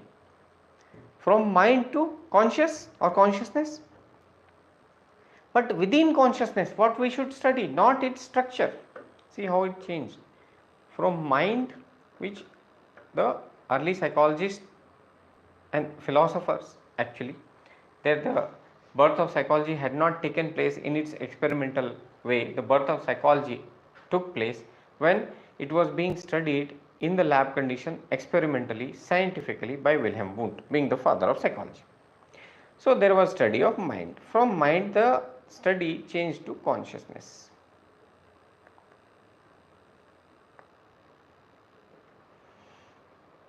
Within consciousness we have structuralists who study the structure of consciousness. Within consciousness we have functionalists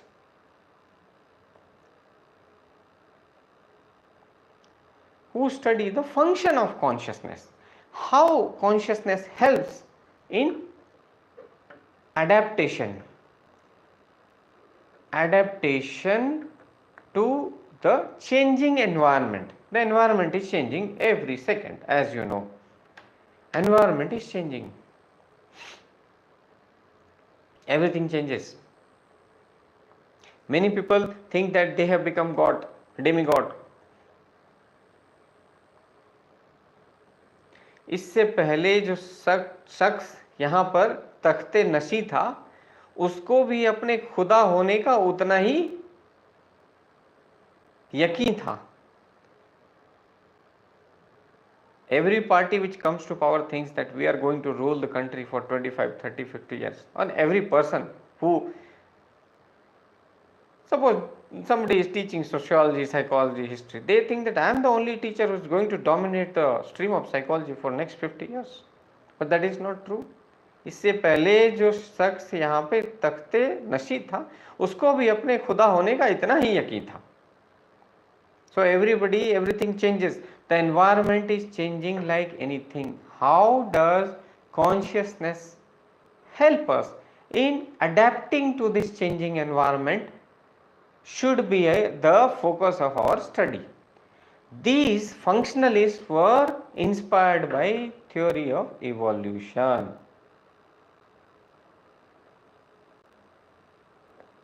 Survival of the fittest. How do we evolve? Functionalism. What is the function of consciousness? This is the focus of study. Functionalists had a huge impact on the discipline of psychology again because they shaped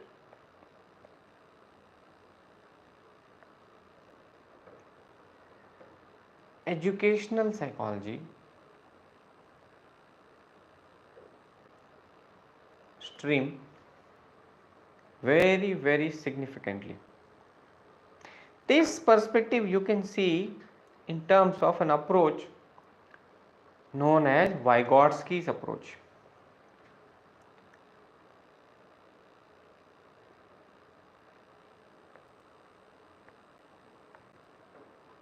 What does Vygotsky say? Let's say this is your innate ability, but if you are helped by your environment, by your teacher,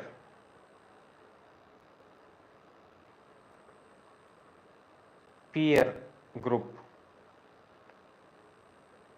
then you can develop your innate abilities, can be developed to this level. This is ZPD, zone of proximal development. ZPD is zone of proximal development.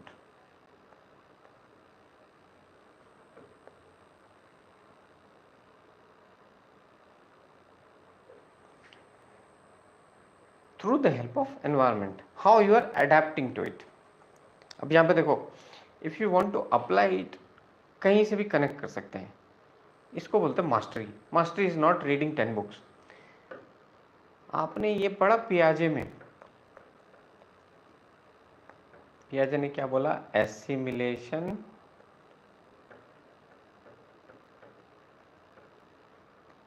accommodation.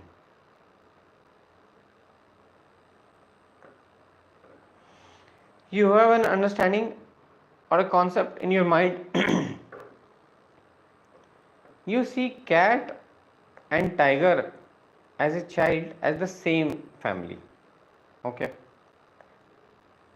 Now, this is your conceptual understanding. But your teacher tells you, or through the book you realize that these two belong to the same family, but there is huge difference between the behavior of a cat and a tiger. You cannot tame a tiger, or you can tame a tiger but you can never tame a lion. So, ye difference, this is a new information. How do you accommodate this thing?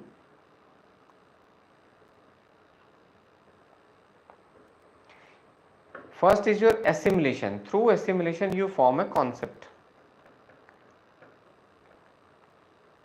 Assimilation leads to formation of a concept. This is your concept. Okay, the tiger, cat, all are equal. After the concept, you encounter new information. New information is encountered by you. Then you do accommodation.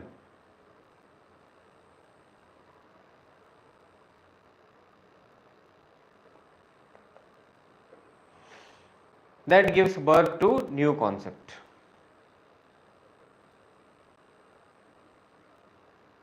Or a better concept. From old concept which you received through assimilation, encountering information from the environment,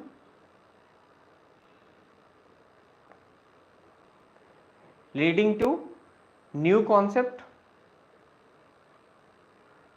This process is called accommodation. This process also came out of which approach? Functionalism. What is the function of your consciousness? Although the study matter changed from consciousness, it became behavior.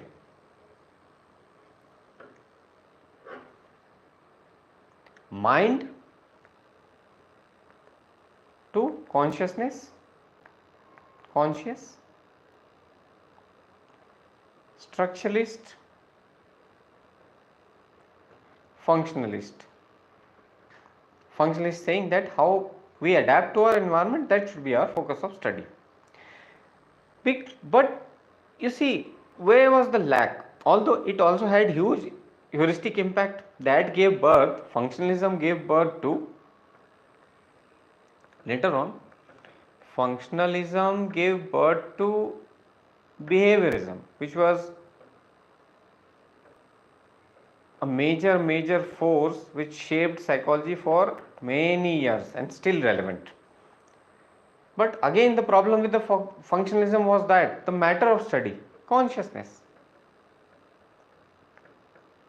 Consciousness is not measurable, observable in an objective manner. So measurability and observability, measurable, observable in objective manner. It is not measurable, not observable in objective manner. That's why the discipline of psychology thought that we should change our study matter itself, the subject matter itself. So from consciousness, mind,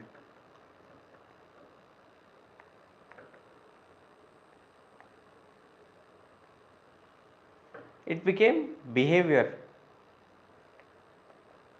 And when we say behavior, it is overt behavior. Overt, which is apparent in the environment, overt, and which we can observe through our eyes, observe and measure. Anything other than that became redundant. Behaviorists said that why are we studying something which we cannot observe? Consciousness, mind, we cannot observe. What nonsense is going on? Let's study something which we can measure, which we can observe.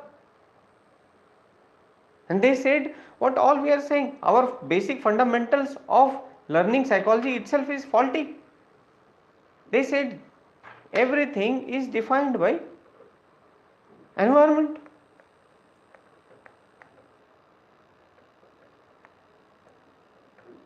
Stimuli in the environment defines everything. According to the stimuli, there will be response. The behavior which is shown by the person or an animal, their major studies, the behaviorists' major study were done on animals. Their perception was that stimuli in the environment defines our behavior completely. They said that covert processes, internal mechanism, that does not make any sense, that is not objective, that we cannot see, that we cannot observe, that we cannot measure, and that's why we should not study them.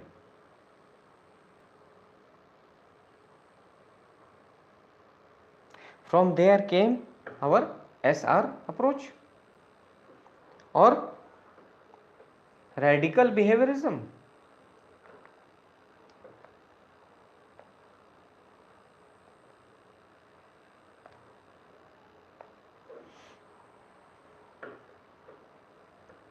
Environmental determinism.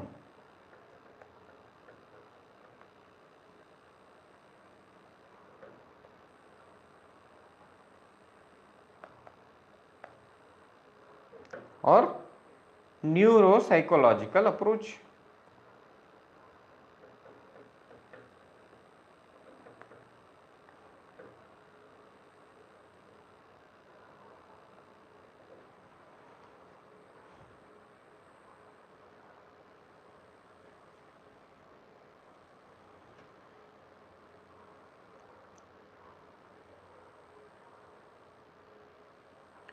What does behaviorism say?